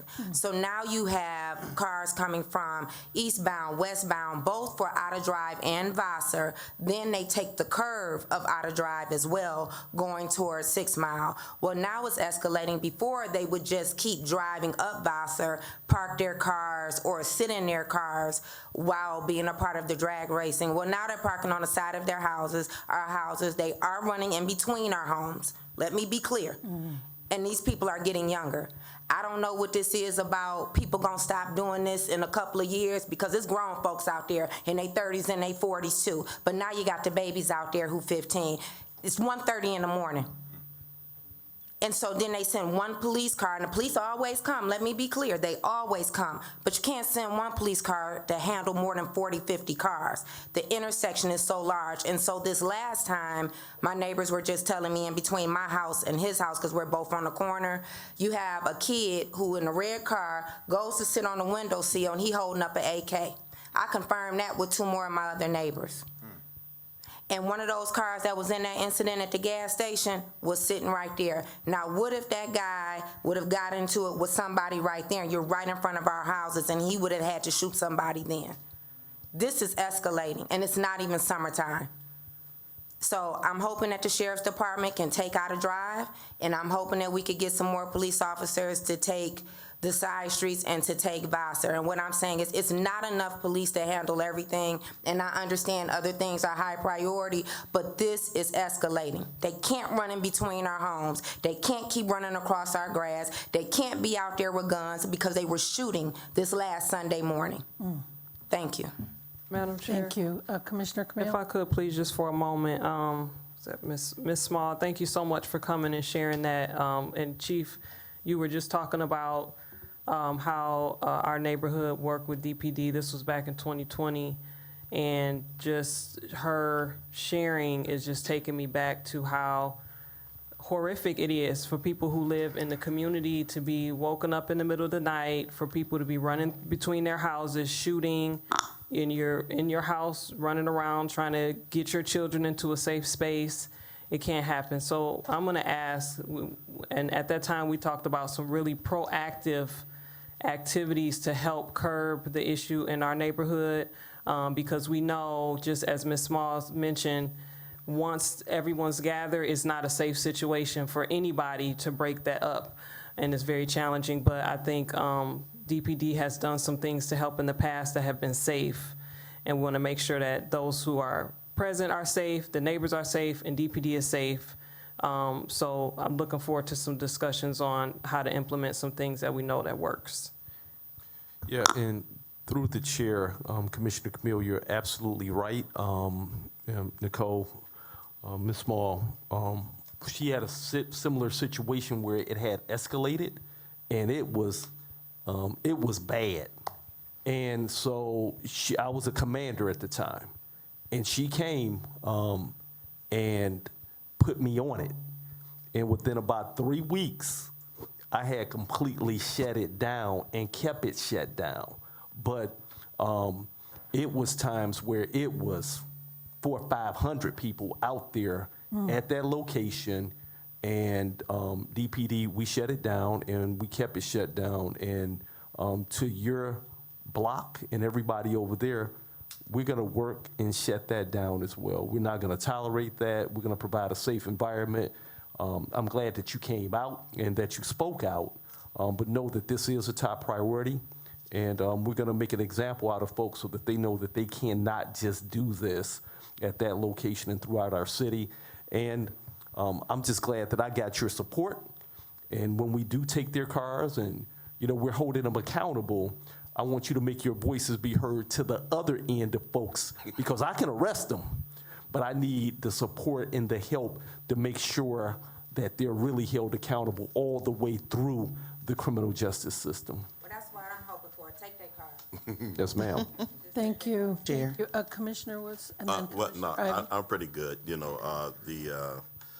Ms. Smalls heard from the chief, and the chief understand what the assignment is, and hey. Thank you. Commissioner Ivey? Thank you, Chair. Hello, Nicole Smalls. I have been seeing Ms. Smalls do this for a long time. And what I want to say and reflect to what she's been trying to get shut down for literally 4 to 5 years, can we really get that immediate help to that neighborhood? Because I have family over there that's elderly, and they call me all the time, and I've seen Ms. Smalls fighting for this to happen. So, Chief Bedison, I know you and your team is going to work hard, but can we really make that a priority? And I know you will. Everything is a priority, but I know she's been fighting to shut this down for a very long time, and I know you guys have been trying to work, but for her to have to come out here to really stand on it, I just want to make sure that it actually happens for her, because she's been fighting a long time for it. Yep. Thank you. And through the chair, I just want people to really understand how they operate. And so it's going to take all of us working together. They have a network, they're organized, and I have my real-time crime, and they'll put out flyers, and, we monitor. And so we work on beating them there to stop them before they can get started. But it's a moving target. So they have different spots, and they're moving sometimes not only throughout the city of Detroit, but they'll be in the suburbs, and they'll come here, and then they'll bounce there. And in vehicles, you can deploy from one spot to the next spot fairly quickly. They have their two-way radio systems, and so they'll show up very fast. And so it's a matter of the neighborhood notifying us. And so we're going to set it up so that when we get that notification, we're sending more than just one car there. Because when your neighborhood say they're there, they're really there. And so because that's such a hot spot, so we'll make sure that we're sending a lot more and that we're monitoring. I'm not going to say too much more about it, because just like we have surveillance, they got counter surveillance. Right. I can't give them the playbook per se, but I got you on my side, and I got that neighborhood on my side. And so that's why I met Commissioner Camille. I mean, she was definitely giving me and everybody else the business at DPD at the time. I'm talking about the business. And I met with her, and I was talking in the same tone. And I was saying, because I believe in showing you better than I can tell you. I can say all this rah-rah stuff. Nah, I just rather show you. And so DPD, we're going to show them. And then when they start on TV complaining about we took their cars and we were too hard on them, y'all got to have my back too. I'll be like, the community asked me to do this to you.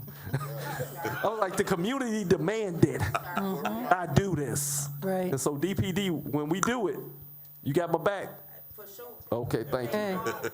Thank you. Corporation Counsel, and then Commissioner Bowman. So, Madam Chair, I just want to reiterate what the chief gently put on the table. And at some point, the Board of Police Commissioners does have to request a meeting with 36D and say, look, you have to get on page.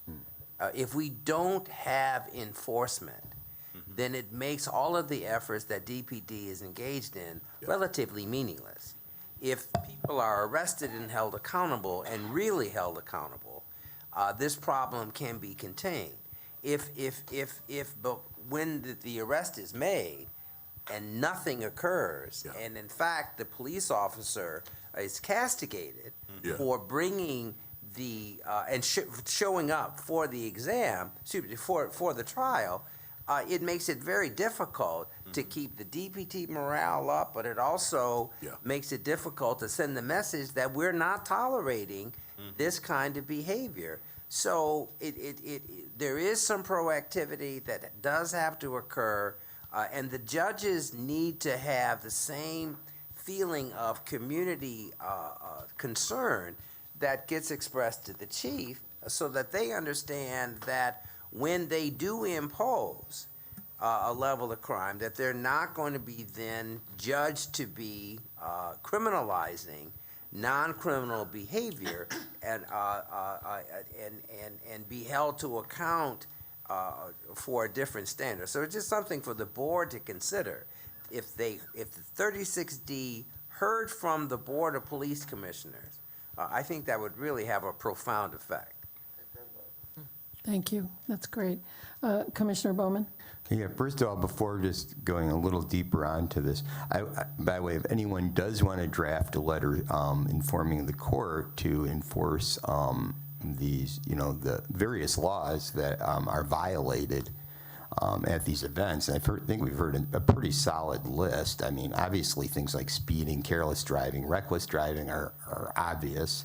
But then you got trespassing going on. People trespassers should be prosecuted. We got people, basically creating a hazard to the public, and that is something that really needs to be enforced, and it needs to be adjudicated in a manner that treats it as a serious matter.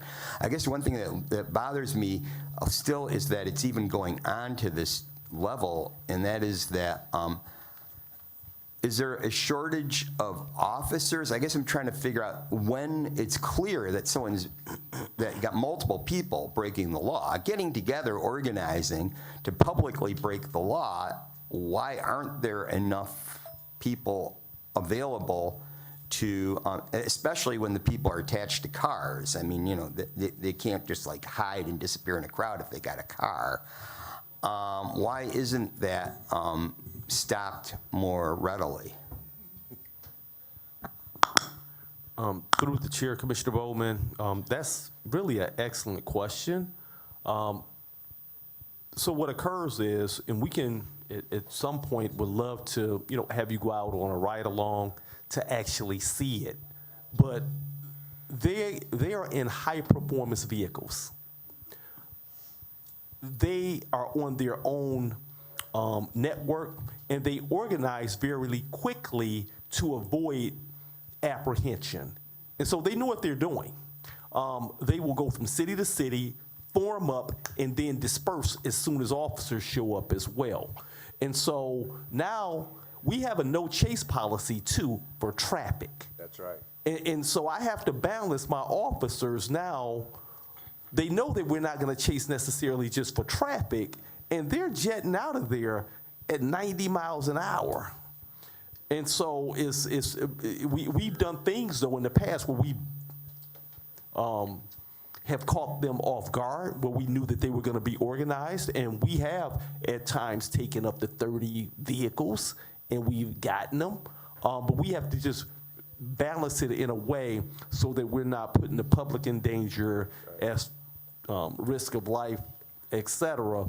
But what's been very beneficial is our air support with our helicopters to be able to follow individuals, and we followed them without even knowing, and have even followed them where they thought they lost us all the way back to their house in the suburbs, and then we just go get their car and impound their car. And some of these performance vehicles cost over $100,000 each. They put a lot into them. Yeah. Okay. So, Sure. Is that it? Commissioner Woods? Well, yeah, I was just going to simply say that, within the next couple of weeks, several weeks, we probably need to call in the chief judge from 36th District Court and ask him to be able to come present before the board and hear some of these things, concerns.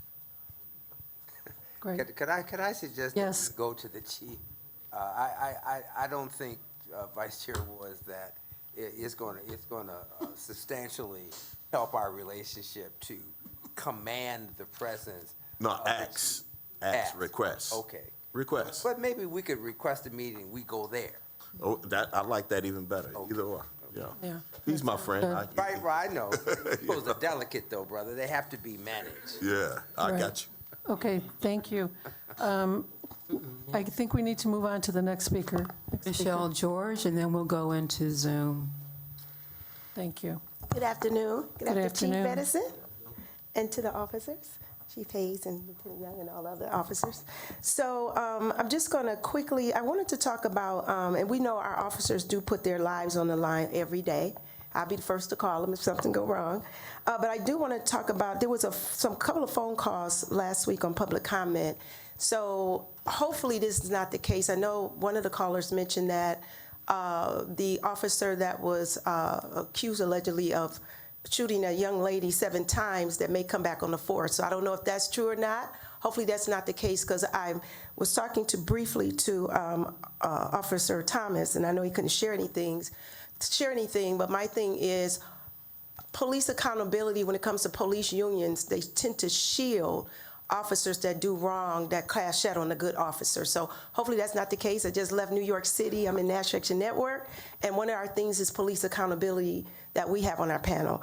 Also, there was another police incident where the officer was just punching him in the face. He was already in handcuffs, and I know there was a situation in Brooklyn, New York, not too long ago. So hopefully these officers are not, anger management not coming back on. So I want to make my case with that. With that being said, I do want to comment on the kratom. Now, the issue is with the drugs. I was at a school board meeting, and these young people are taking edibles that happened at Charles Wright School. The superintendent is investigating that. I brought that up before the school board and led kids to the hospital. So if they sell them in the gas station, it's a problem. So I will be on that. I also will be sending the chief of the 36th District Court, because I saw that with Nicole in 2021. And on the other end, as a nurse, I see him in the ICU. One died on Renaissance High School, driving 90 miles an hour on the outer drive. We see the deaths, and we see the tubes in the ICU. Yeah. So that's how you have to get to our youth to tell them about that. I see them in surgery where their limb is almost gone. Wow. So that's the problem that drag racing has to stop. And I know Chief Bedison is doing an awesome job. We will support you, Chief, and I will be sending a letter to the Chief of the 36th District Court, because one thing I will do is write letters and make comments. Thank you. Thank you. Next speaker. Former Police Commissioner William Davis. Good afternoon. Can I be heard? Yes, you may. Okay, I'd like to start off by saying this past weekend was an outstanding weekend. I seen 3 commissioners down there at the festivities for the Democratic Convention. I think we need to be doing more to encourage more people to vote. Also, separately, I know during the time I was a police commissioner, we got my neighbor, Benny Napoleon, who was the sheriff at that time before he passed, to help with some of the drag racing, because I know, like the area, over here in District 7 by Grand River and Oakland was horrible, especially with the chief actually encouraging a spot over there for people to do that. At that time, that was Chief Craig. I think we need to be pushing more enforcement. I think we need to also, the drag racing and the donuts and stuff is one thing, but also there's a high epidemic I see, and people tell me all the time about people running red lights. That is very dangerous. Some people even pull up into the turn lane and then, shoot across the lights. I think we need to make sure we do more to discourage that. I think we need to have a couple of high-profile car confiscations. Like say, if somebody is caught more than once racing and doing donuts, especially these people don't even live in the city, we need to be auctioning off their vehicles publicly and telling people, this is a result of drag racing in the city of Detroit. Hopefully we could do more to make the city safer, especially for people my age and older, and for young people. children, people under 21. Y'all have a good day. Thank you. Thank you. Next speaker? Our next speaker will be legendary Detroiter.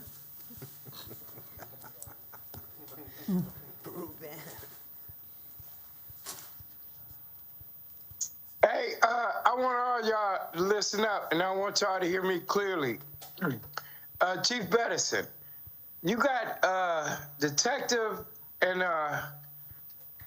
sergeant and lieutenant over at the 11th precinct. They put in a arrest warrant request for me for the guy that came on my porch and threatened to kill me. Now, I supplied them with the video. They did some nonsense. The prosecutor did not approve the warrant, but now I got to turn it all the way up and do me.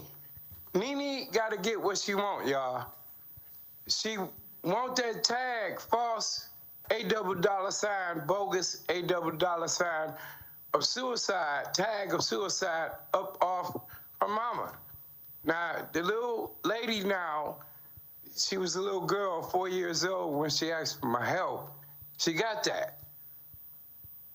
Kanisha Coleman, DPD case 20-11112, did not shoot herself. I done told y'all who did it. Now I'm gonna prove and demonstrate it. And I stumbled across the election fraud. Now, Darrell Woods, you are cool with that assistant director of the Detroit Department of Elections. I seen a picture of y'all. Y'all seem like y'all buddy. Well, dude stepped to me. I'm Youngblood from the Brewster Projects in 1980. And Rio from that backseat of that black limousine. Name given to me by Detroit Madam. Now I'm Mr. Rue. Name given to me by Nene. So I'm gonna make all y'all feel it. I ain't break no laws or commit no crimes in a long time. Wow. Next speaker, please. Tara Brown. Good afternoon, Commission. I just kind of wanted to circle back and find out what is going on, or what are you all doing about the Crime Scene Services Unit being moved to another location. I think that is important, and I think it's far more important than us having a long discussion about dietary supplements being sold in the gas station. I heard more passion about that than the fact that our Crime Scene Services Unit operates out of a garage. I don't know if you all have had the opportunity to listen to the Fall Line podcast. They did an episode on Detroit's unidentified dead and Operation United. That is important work. And that department, the cold case unit, the anthropology unit of the Detroit Police Department, they need some help over there. They need some attention. We should take this seriously, and we should be looking into crime scene services. We should be looking into the missing person section.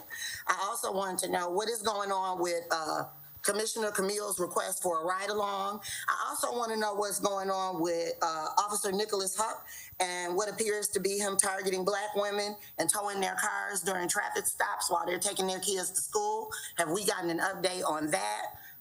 There are several issues that need updates. Are we getting the updates? Are those updates going to be conveyed to the community? Has there been any follow-up on Tracy Allen's case with her being shot 6 times?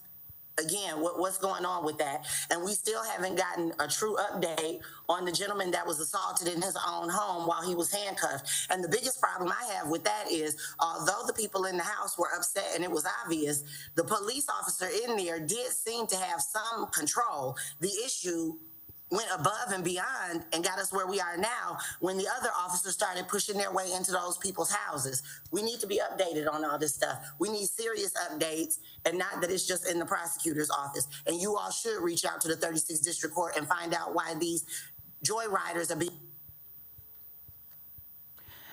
Madam Chair, we had a speaker in Zoom who has since come into the room, Mr. Jonte Smith. Okay. Through the chair, Go ahead. as far as the updates that you have, or that Ms. Brown is requesting, et cetera, one of the things that, my staff and that I doing is being very, very thoughtful. So all of the questions that you do ask, making sure that I will be getting them to you in writing. So I have various questions right here, along with answers, et cetera, that you will all get. Thank you. Thank you. Chief, go ahead, Commissioner. Yeah, I wanted to follow up on the crime scene services issue.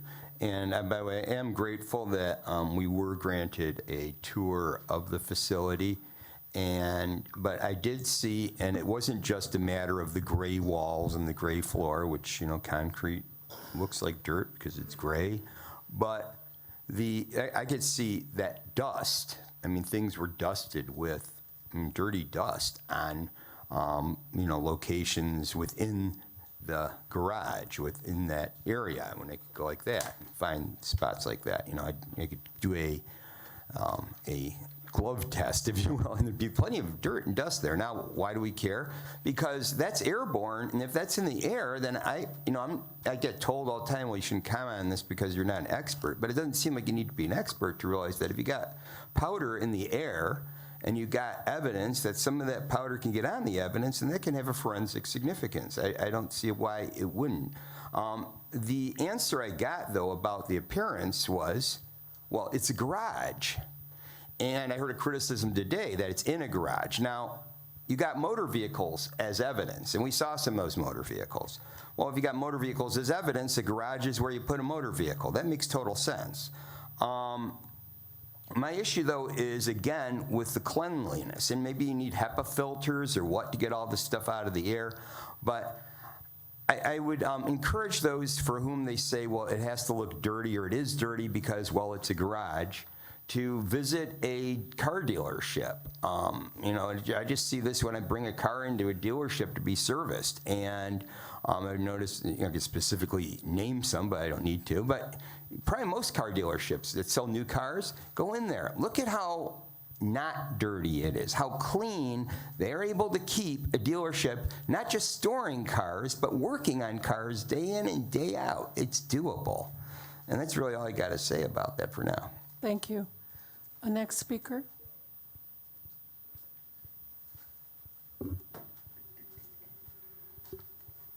Good afternoon. Through the chair, may I be heard? Yes. Perfect. So I want to echo some of the sentiments talked about, especially about Tracy Allen. The officer who shot a woman innocently 6 times, who was driving to a police station after she requested a supervisor, after a legal chase was initiated, retains on this force. That's going to be a problem for the community. Also, I want to talk about Shamar Woods Carey, Sergeant. I've missed that meeting. Apparently she was dealt with, but I want to know if Commander McGinnis from Internal Affairs can relay over the discipline that was referred to Sergeant Woods Carey, because she was convicted of a misdemeanor. She has 6 months probation. So if she's convicted of a misdemeanor and she never got suspended by this board with pay or without pay, I think that's an issue. And she also committed perjury. She filed a false statement on the PPO and filed her police report in her own name, third party, for herself.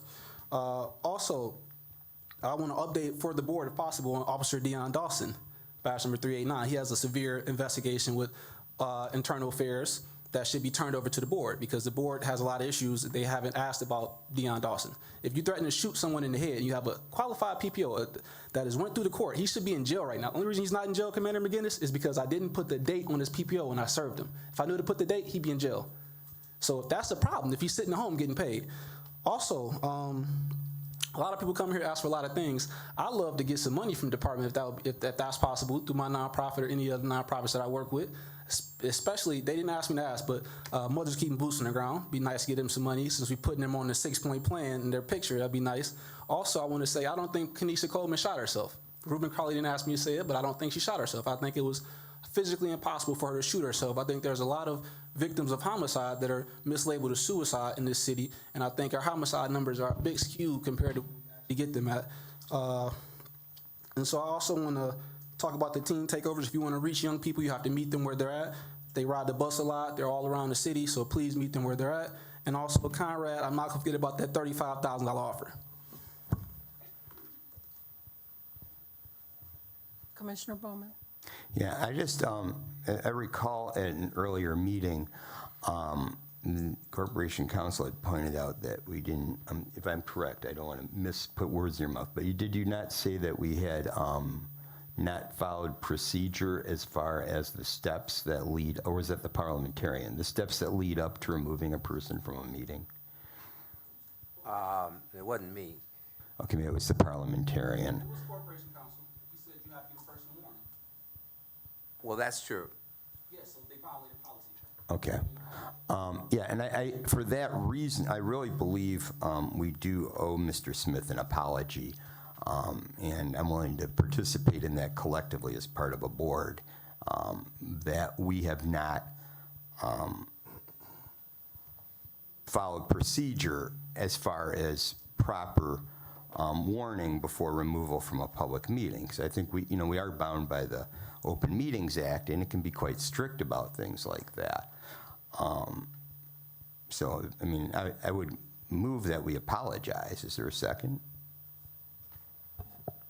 Support through the chair.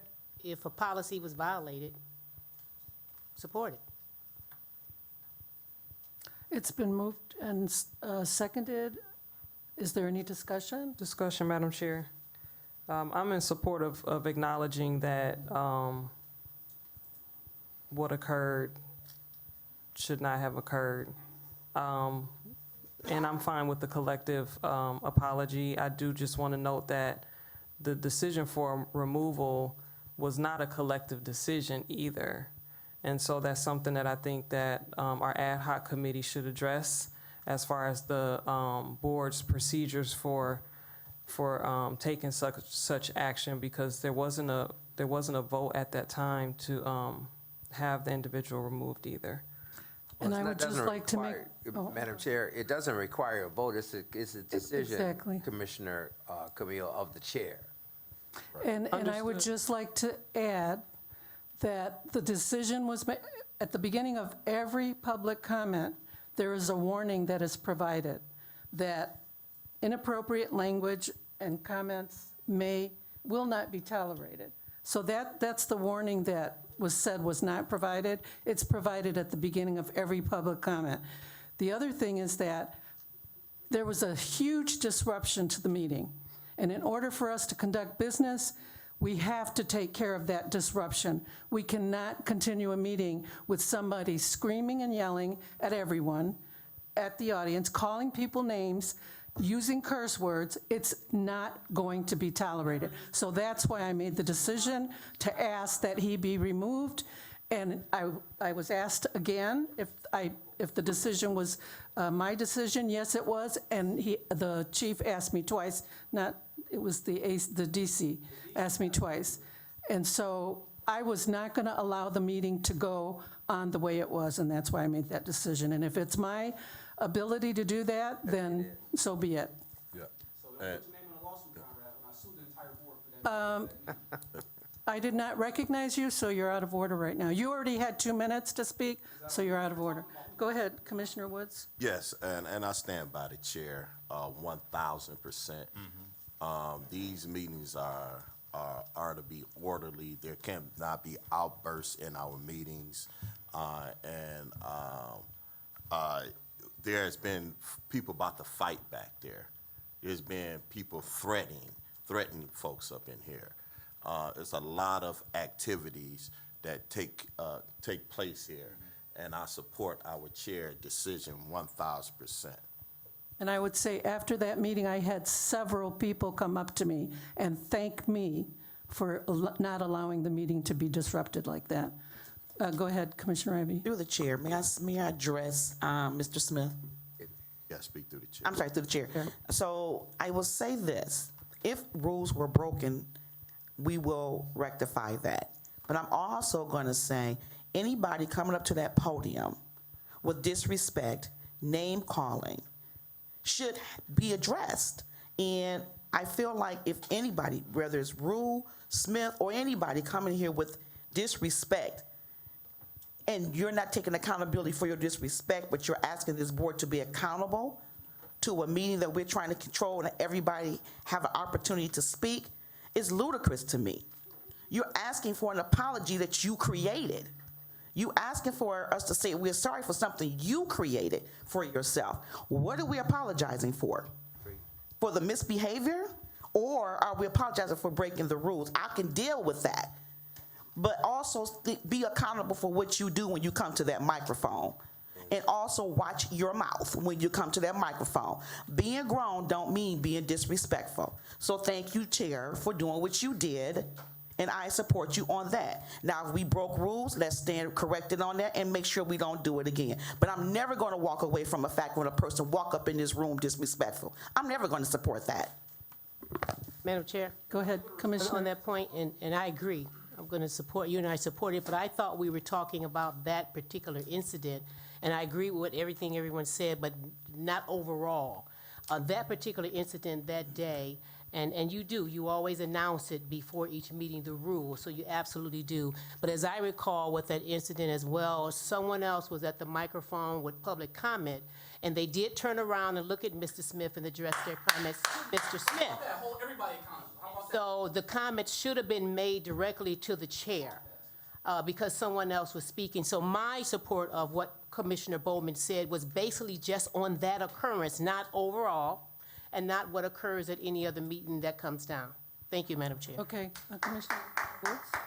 Yeah, still being disruptive right now.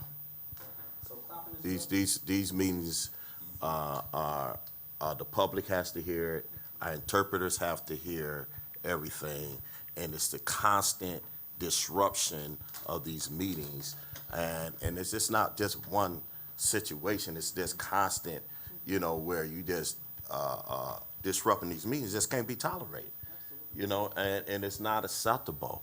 The fact of the matter is, again, I'll say emphatically, the chair made the decision, and I 1,000% support the chair. Thank you. Commissioner Bowman? I just want to make very clear, because maybe I wasn't clear enough, but I don't think there's a dichotomy between supporting the chair's objection to members of the community interrupting other members of the community and interrupting the meeting while it's happening, and ultimately, at some point, that could correctly lead to a removal.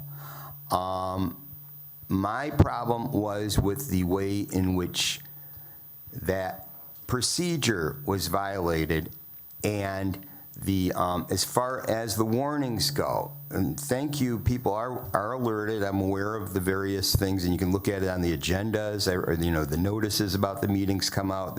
It's all very clear that disruptive behavior isn't to be tolerated. But as far as Robert's rules, which the meeting is conducted under, the warning has to be also for the specific case. The specific individual needs to be given that warning. And in fact, there's steps. I think it might even be more than one, but I'll just get with even that there wasn't, that wasn't followed fully. And that is really my objection. And I think also we got to be careful then to apply the rules equally for all members, whether they're people that tend to be supportive of the board, supportive of the department, or people that are extra critical. We need to apply the rules equally to both. Thank you. That was not taken into account. What was taken into account was the behavior that was disruptive. That's why the decision was made. Had nothing to do with what side anyone's on. It was the behavior. Period. Yeah, Commissioner Woods? And through the chair, being that we're being threatened to be of a lawsuit, I think that we need to just shut down and take the legal advice of our counsel. Okay, there's a motion on the floor, and I think we've had discussion. All those, and does everybody remember the motion? Bowman, you? I move that we apologize to Mr., is it Javante? Javante Smith, I'm sorry, I did ask directly, but through the chair, Javante Smith, for not following proper parliamentary procedure before having him forcibly removed from the room. Okay, the motion has been made, and there was a second, correct? Yes, but you said for not following, yes, just, yes. Okay, all those in favor indicate by saying aye. Aye. Opposed? Nay. Nay. Roll call. Roll call, Madam Chair. Okay, go ahead, Madam Secretary. Vice Chair Woods. No. Commissioner Bowman. Aye. Commissioner Camille. Yes. Commissioner Carter. No. Commissioner Ivy. No. Commissioner Jones. No. Commissioner Morris is excused. Commissioner Watts. Yes. Commissioner Williams. No. And Commissioner DeWalsh, no. 6-3, the motion fails. All right, next on the, do we have another speaker? Madam Chair, you did have one other speaker in Zoom. If oral communications remain open, we'll pull that Miss Danielle Hall, and that will be your last speaker, ma'am. Okay. Good afternoon, and thank you for your service. I am actually calling today in the manner of a complaint. Yesterday, we had a child, and I'm saying child, many of my neighbors are saying adolescents, who was let out of a car in the middle of the street, and he proceeded to walk down our street into people's backyards, and he disappeared. And we do believe, this is speculation, that a dog was attempted to be stolen, but that's not even the issue. I called 911 because I didn't want anyone to get hurt. And 911 was very rude. I've never experienced anything like this before.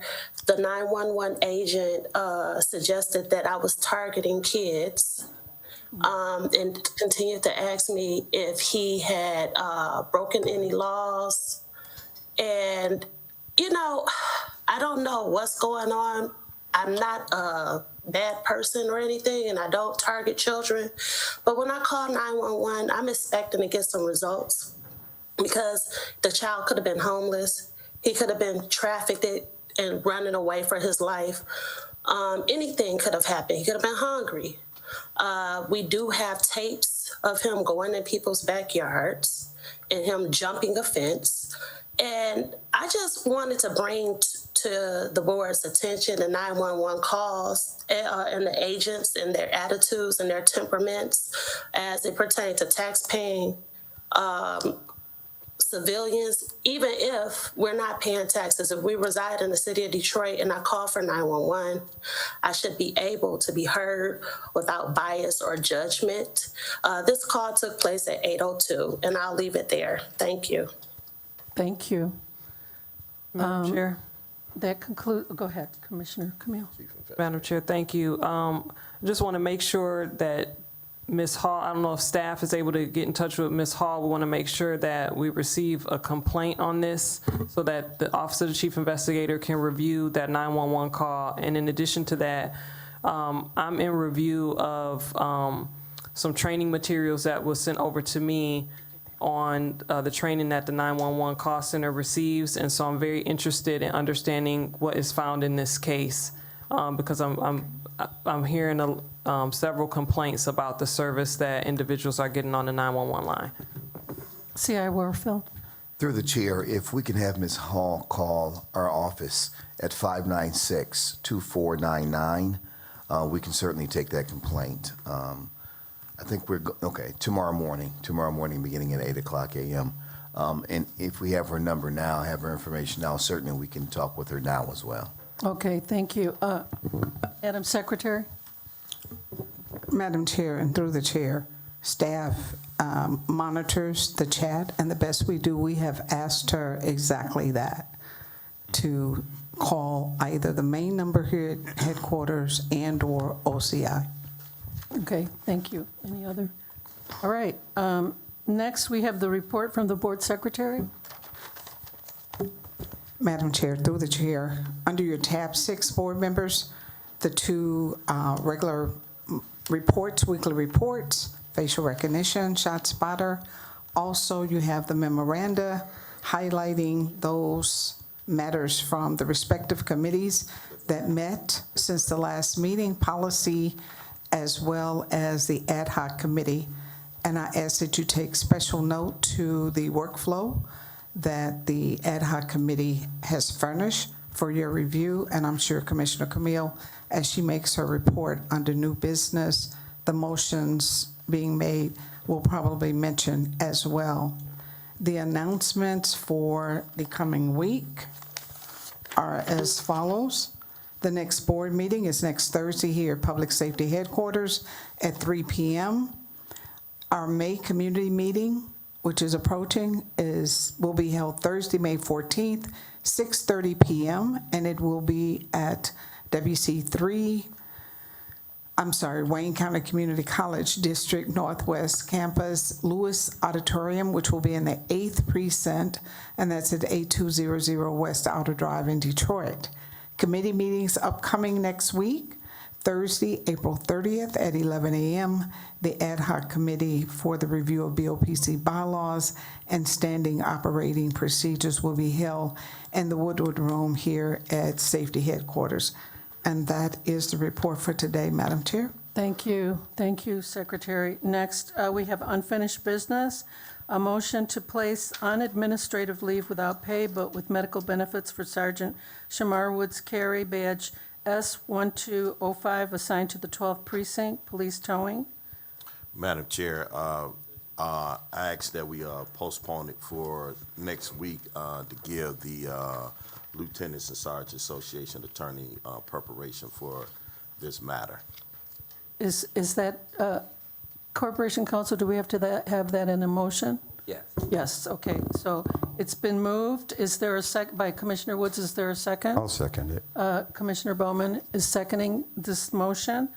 Any further discussion? All in favor indicate by saying aye. Aye. Aye. Opposed? The motion carries. Thank you. Next, under new business, Commissioner Watts has several motions to make.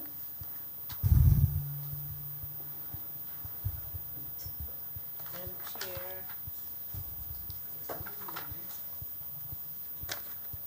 We adopt all the issues under new business, A, B, C, D, and Madam Chair. To the microphone. At the direction at the Thank you. direction of of the committee that you missed. Under new business, I move that we adopt items A through E under new business. Okay, it's been moved. Does she have to list all of them individually? What they are, though? The numbers, the titles? Yes. Yeah, could you could do them all together? Yeah, I can do them all together. But just list out each one of them. A, 102.10, B. No, and what it is, Bradley? Yes, the Bradley Leo disclosure requirements. B, motion to adopt search warrants and execution. C, case preparation. D, detainee registration. And E, that's the closed session. Okay. So actually is A through D. A through D. Okay, a motion has been made to approve, or to move these, to approve these directives. Is there a second? It's at Point of information. Wait. the direction. Oh, at the direction of the committee? So Yeah. we don't need a second? Correct. Okay, now we're open for discussion. Go ahead. Yeah, I would like are these policies? No, these are just moving it through the process, but it is from the Policy Commission. Nothing is final until it comes to this full board for a vote and review. So this is simply a motion to put it into the policy committee to look at them, and then it's going to come back to the full board for approval? We've already looked at it. It's going through the flow of our workflow process, but nothing is final and actually a policy until it comes to this board for final approval and review. So this isn't final approval right now? Correct, it's not. So what is this vote accomplishing then? It's putting it into the workflow, putting it in notice and letting you know what we discussed this week at the policy committee and what we move forward. It's informational, putting the board on and letting you know what we approved in our committee this Tuesday. Okay, thank you. Welcome. Through the chair discussion, Go ahead. and Commissioner Watts, I just want to make sure that we're clear about, and I know I'm on the committee, so I apologize if I'm confused about the workflow. So I thought in committee, the committee voted to recommend to the board that these policies be adopted, and that's what the motion says. So Yeah, Are you you are saying that correct. these Through are the going- Chair, to Commissioner Camille, you are correct. We adopted them and we moved them forward through the workflow. So we're saying the same thing, tomato, tomato. So you're correct. So a yes vote for the, through the chair, a yes vote from the board today would be approving these policies as policy for the DPD to start using, right? Is that correct?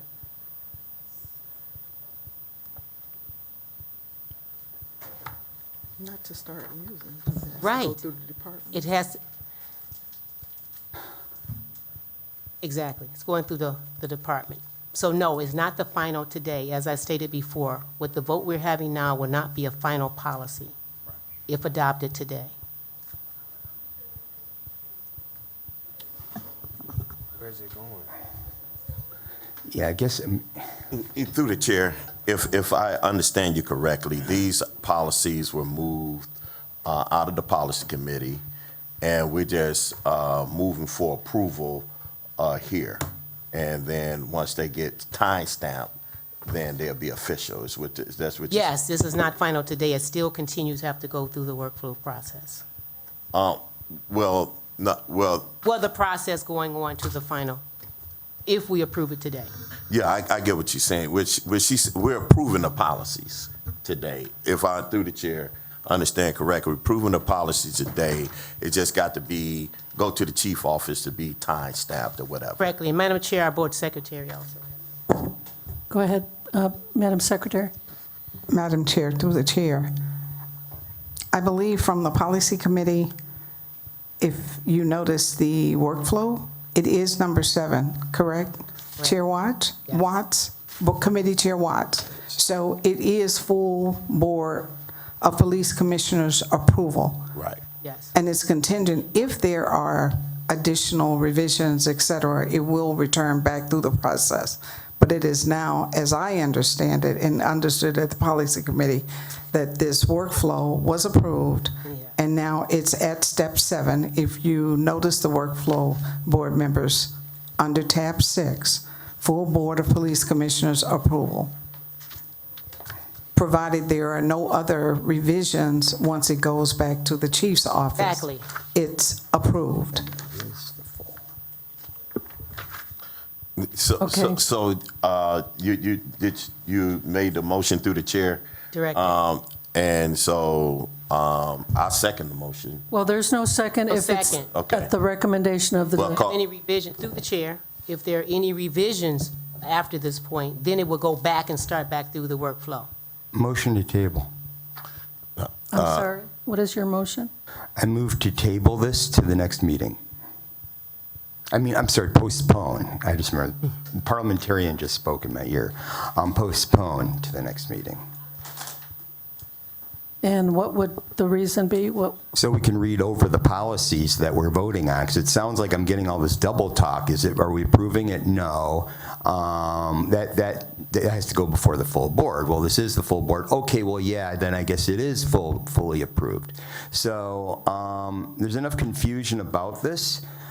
These policies warrant a thorough review. I did not realize that we were voting on this today. In fact, the first email I'd gotten about the meeting had far less information about than the one I got later. I think we should give this the proper deliberation it deserves and wait a full week now that we have the policies in hand here so we can look them over. Through the chair. Go ahead, Commissioner. This is not double talk. This is informational exchange by the commissioners. And also, I'd like to make sure that we know the chair always forwards our agenda that's given to us on Tuesday for our review, so it's not like it just came today. So it's just the will of the body. But the committee thoroughly reviewed each policy, along with DC Parish and our entire team. Yes. Madam Chair? Commissioner Woods and then Commissioner Camille. Yeah, I think what confused is just talking about the flow chart. Take that out. Let's forget about that. Correct. That's a policy committee Correct. function right there.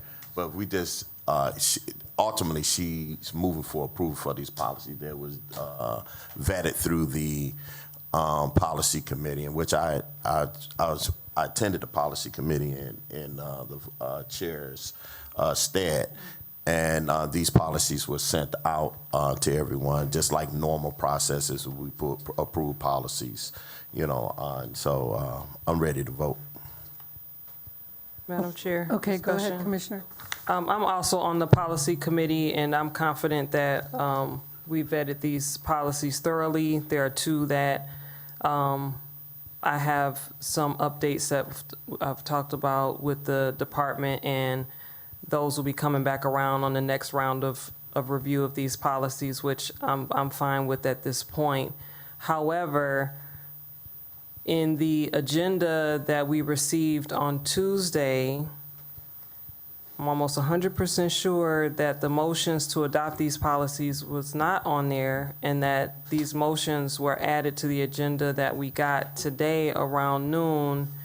And so I am concerned that the commissioners that were not on the policy committee have not had adequate time to review these, which sounds like just an opportunity in our administrative processes to make sure that commissioners have that information enough days in advance to review and be comfortable to vote. So again, I'm comfortable with the policies, but I have been on the policy committee. And for commissioners that weren't, I'm not sure that our colleagues have had enough time with these, unfortunately. So, Madam Chair, can we go ahead. vote? Yes, there's a motion to amend the. Motion to postpone. Postpone. I second the motion to postpone. Okay, so we have to go with that. Is there discussion? It's been moved and seconded. Is there discussion? Through the chair. Go ahead, Commissioner Ivey. I just want to make some clarity, because I'm on the policy committee as well. These were just to alert the board what we did and to get the support and to say, this is what we're doing. We want to show you what we're doing. Do you support it? Or just to kind of make you aware of what changes are going to be made with policies. This is not a final draft. This is not asking anyone on the board to vote on something that we're still waiting to happen. So just for clarity, Commissioner Bowman, it's not a final, just asking for support so you guys will be aware of what we decided would be best for Through the chair. Just one quick comment. If we're on number 7, however, on the flow chart, it does say for final approval. Through Chair, this is the board approval. We need to make that very clear that this is the board approving these policies, and the next step is just to go to the chief for sign off. This is not for the board to approve these to go back for some additional review. Another policy. That should be clear. Chair, I think we just stated that a couple of minutes ago. I think there's a motion on there. Can we move forward? Okay. As the policy chairperson. Okay, the motion is to postpone The vote we're about to take to the next meeting. to the next meeting. All in favor indicate by saying aye. Aye. Opposed? No. No. Roll call vote, Madam Chair. Okay, roll call, Secretary. Vice Chair Woods, No. Commissioner Bowman, Yes. Commissioner Camille, Yes. Commissioner Carter, No. Commissioner Ivey, No. Commissioner Jones, No. Commissioner Watts, No. Commissioner Williams. No. You always forget me, Commissioner. Oh, not yet. Okay, Commissioner DeWalsh? no. 7 nay votes, 2 yay votes. The motion fails. Now we have a motion, a vote, call for the vote for the recommendation of the bylaws committee, correct? And I'm sorry, the policy committee. Policy. All in favor indicate by saying aye. Aye. Opposed? Nay. The motion carries. So the policies are approved. The motions indicate. We have Commissioner Camille, who also has some motions from her committee. Thank you, Madam Chair. And just as a point of process for going forward, and this is for the staff, for the sake of commissioners that are not on the policy committee, I would just ask to make sure that that commissioners receive the policies that we'll be voting on, as soon as possible before the meeting, and that is on the agenda. That's on Tuesday, the Tuesday agenda that we get going forward. So that's your motion? No, Madam Chair, I haven't reached that.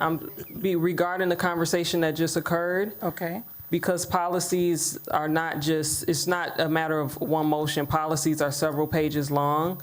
Right. And the policy committee is doing, and Commissioner Watts is doing an excellent job on the policy committee, moving us through these policies, and there's a lot of content.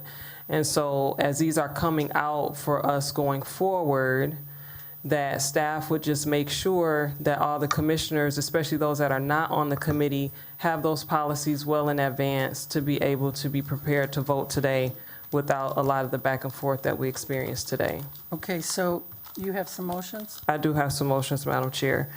The ad hoc committee for review of the BOPC bylaws and standard operating procedures met on April 16th.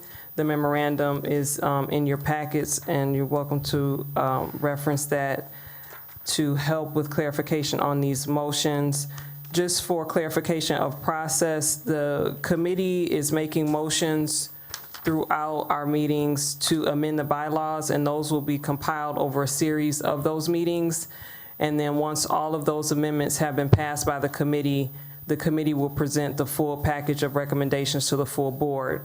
However, there are a few items that were voted on in committee that require the board's immediate attention, and those are requests to council for some clarification or interpretation of some matters that are in the charter, which we are dealing with in conversation in our bylaws. And so by direction of the ad hoc committee, I move to request that council provide interpretation for the following matters that are in the Detroit City Charter. The first one is the board's authority to approve the appointment of assistant chiefs and first assistant chiefs. The second one is Charter Section 7-807. That section is discipline, and there's a phrase at the end of the section that states concurrence of 2/3 majority of the members of the board. And then the last item looking for interpretation on is Section 2-101.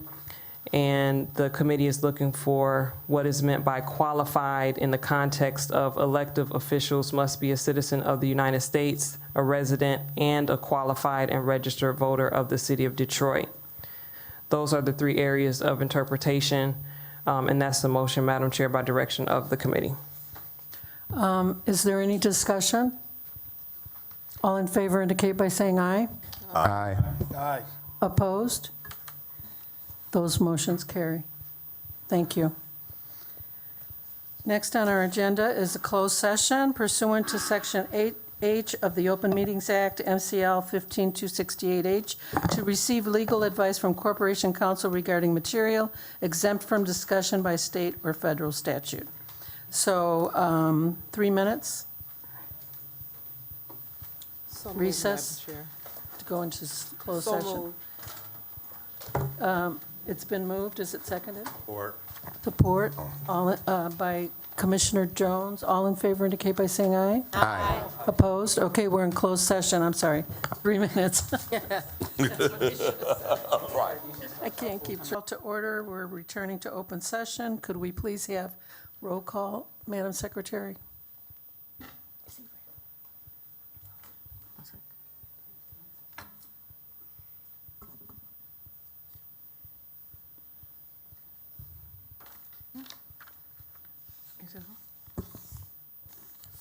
Commissioner DeWalsh, Present.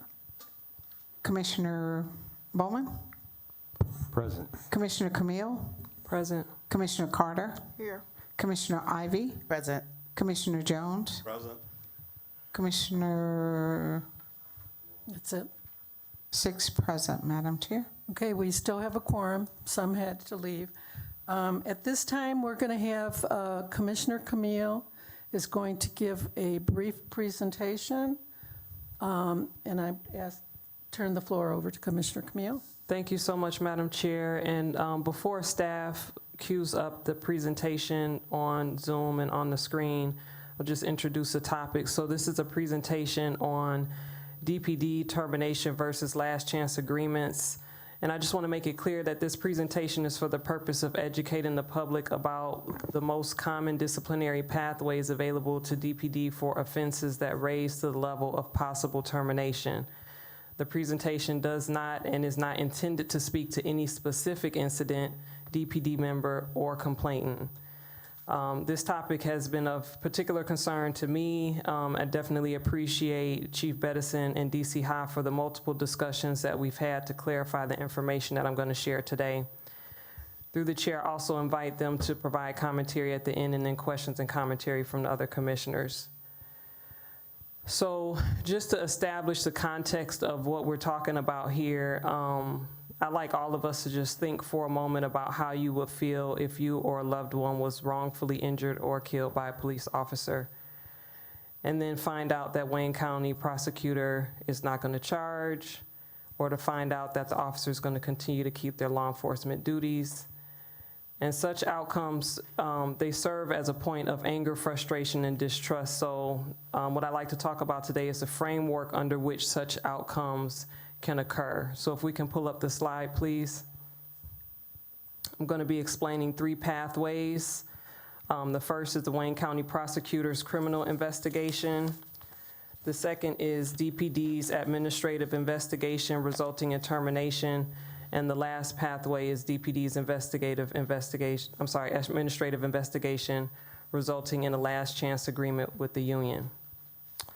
So this first graphic that we have up here is showing where we have a situation of misconduct, and first is the step to determine if it is criminal in nature or not, and if yes, then the Wayne County prosecutor decides if she is going to press charges, and if she does, then that officer is going to go through a criminal trial, and if convicted, then that member is separated. We can go on to the next portion. So if there is no criminal pretext to the misconduct, or if the Wayne County prosecutor does not charge, or the conviction is not successful, then the member is going to go through a chief's hearing on the DPD administrative charge. And if through that hearing, a determination is made to terminate the member, then that member is going to go through arbitration as provisioned in their union contracts.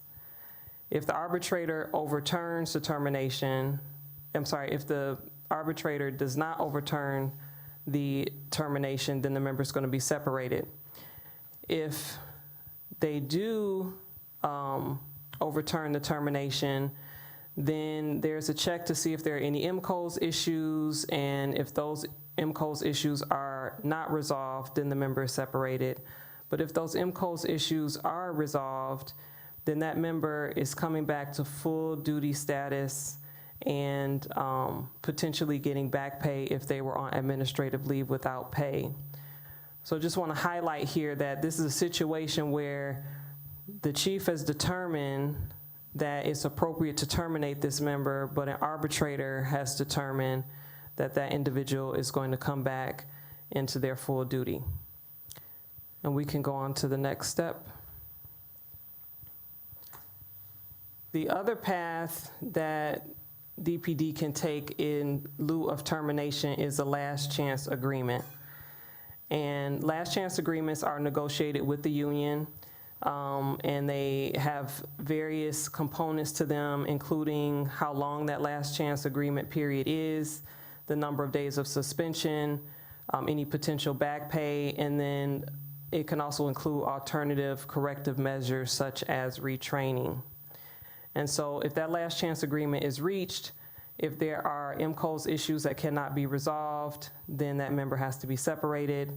If those MCOS issues are resolved, then the department is then monitoring to see if this member is adhering to the last chance agreement terms. If they violate those terms, then they're separated with no opportunity for arbitration. But if they do not violate those, then this individual is going back to full duty status, and again, with potential for back pay if they were on administrative leave without pay. You know, a very important difference between these two DPD paths is who's making the decision to take the future risk to the public. If DPD decides to terminate and an arbitrator brings the officer back, then the arbitrator is deciding to take that chance that the officer is not going to hurt someone else in their role. And we can go on to the next section at the bottom here. If DPD agrees to the last chance agreement, then it's DPD that is deciding to take the chance on that officer not hurting someone else in their role in the future. It's important that the public understand that as police commissioners, although the charter states that we have final decision on discipline, the union contracts are structured such that we actually do not.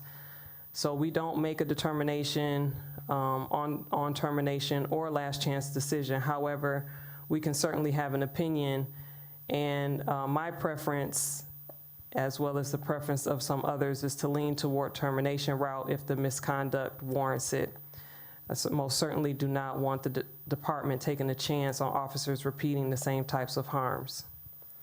To close us out here, I'd like you to think again about how you would feel if you or a loved one was wrongfully injured or killed by a police officer, but in this time, that there's real accountability and prevention of that officer hurting someone else. So what would we need to change in this process to get there? First of all, Wayne County prosecutor following through on criminal charges, new union contracts that honor the charter mandated powers of the board and that do not circumvent accountability, and also binding arbitration law reform that considers and addresses the high-risk nature of the law enforcement profession. At this point, Madam Chair, if it's your pleasure, I'd like to pass it over to the Chief and DC High for any additional commentary. Thank you. Chief? Madam Chair and to the board, thank you, Commissioner Camille. I think you did an excellent job with the presentation, and thank you for working along with DC High to educate the community, because I think it's so important that we have an informed community and that individuals really understand the process, to the point that as Chief of Police, I can suspend, but I cannot suspend without pay, without bringing it to the Board of Police Commissioners. Ultimately, I can make a decision to terminate, but with the members' due process, they do get a chance to appeal to arbitration. And ultimately, the arbitrator, taking into account the totality of the circumstances, makes a decision. And sometimes they uphold my decision. Sometimes they do not. I just want to say to all my members, you all definitely have the right to due process and have the right to representation by the union. This presentation is strictly as a way to update the members of the community as to how the process actually works. At this point, I'll turn it over to Deputy Chief Ha to see if he has any remarks. I know that he worked very closely, and he is the department's lawyer, working up under the City of Detroit's Law Department Corporation Counsel. Second Deputy Chief Ha.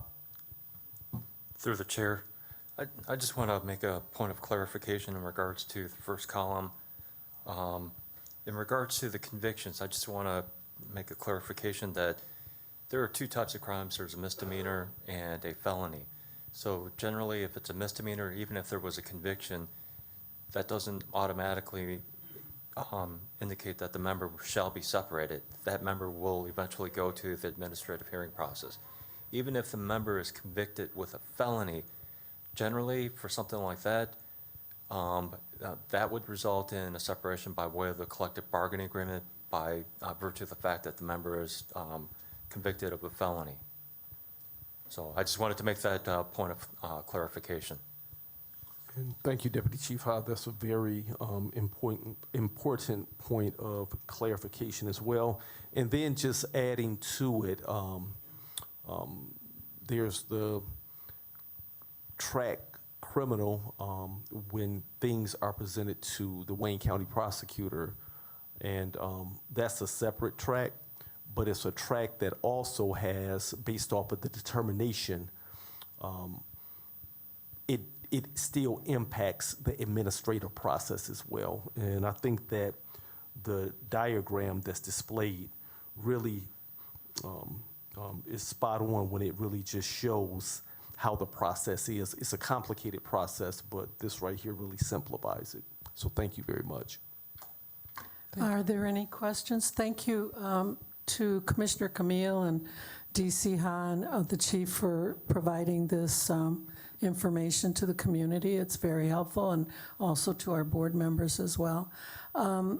Are there any questions? Go ahead, Commissioner Bowman. Yeah, I'm looking through all my folders, and I guess maybe I missed it, or was this content all emailed to us, or if it wasn't, can we have it emailed to us? Through the chair, it was emailed to the commissioners. I emailed it to the commissioners. I'm not sure. I don't think it was in our packet, though, for No, today. it was on Tuesday or Wednesday, I think. Earlier in the week. Okay, I'll look. But I can resend it to you. Thank you. Corporation? Yes. Any other questions or comments? Madam Secretary, do you have a, okay. Well, thank you again, and I'll entertain a motion to adjourn. Weren't we going to go to new business? Oh. We covered new business. That's all the new business. Oh, you had another item that you wanted added to? Right. Okay, we're still under, before we adjourn, there's one more item. Yeah, and at this point, I'm not going to make it a motion. I'm just going to make a comment, and Go that ahead. is, and it's in the spirit of, and I plan on working on a motion. Well, no, actually, I'll comment, and then there's something else I was going to move, and it's brief. Okay.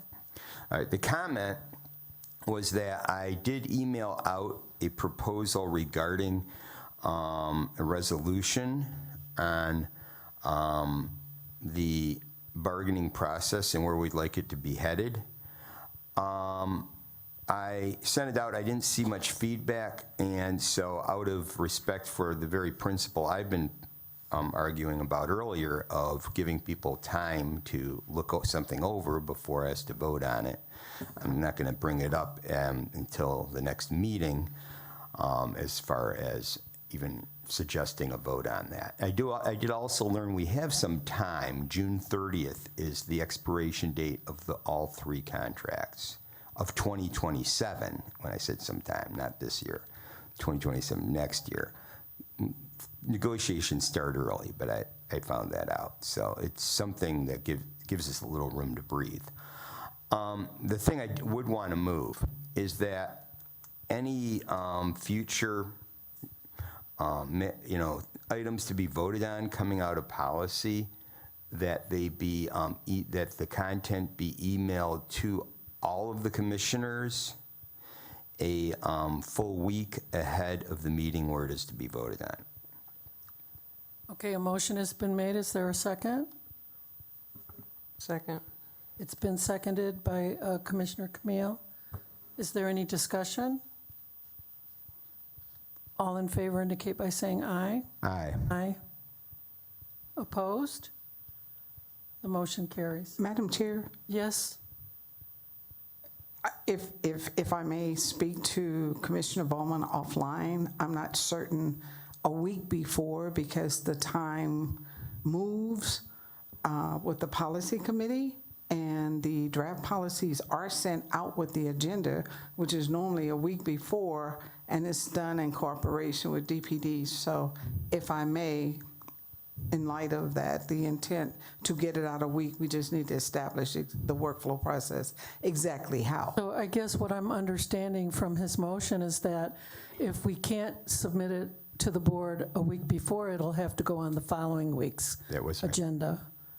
Meaning those policies coming out of committee to the board for approval, not those that the policy committee is reviewing. Right. Right. Only ones that, I'm sorry. Yeah, go ahead. Yeah, my intention was what the chair just repeated back to you, and also that we're only talking about my intent was that it's only about policies that we're voting on, so that when the board makes that important vote that everyone has had a week to find it in their inbox and to look it over. Understood, Madam Chair. Okay. Did we vote? Yeah, we voted, right? We had already voted. Okay, that motion carries. I'll entertain a motion to adjourn. Second. Been moved and seconded. All in favor?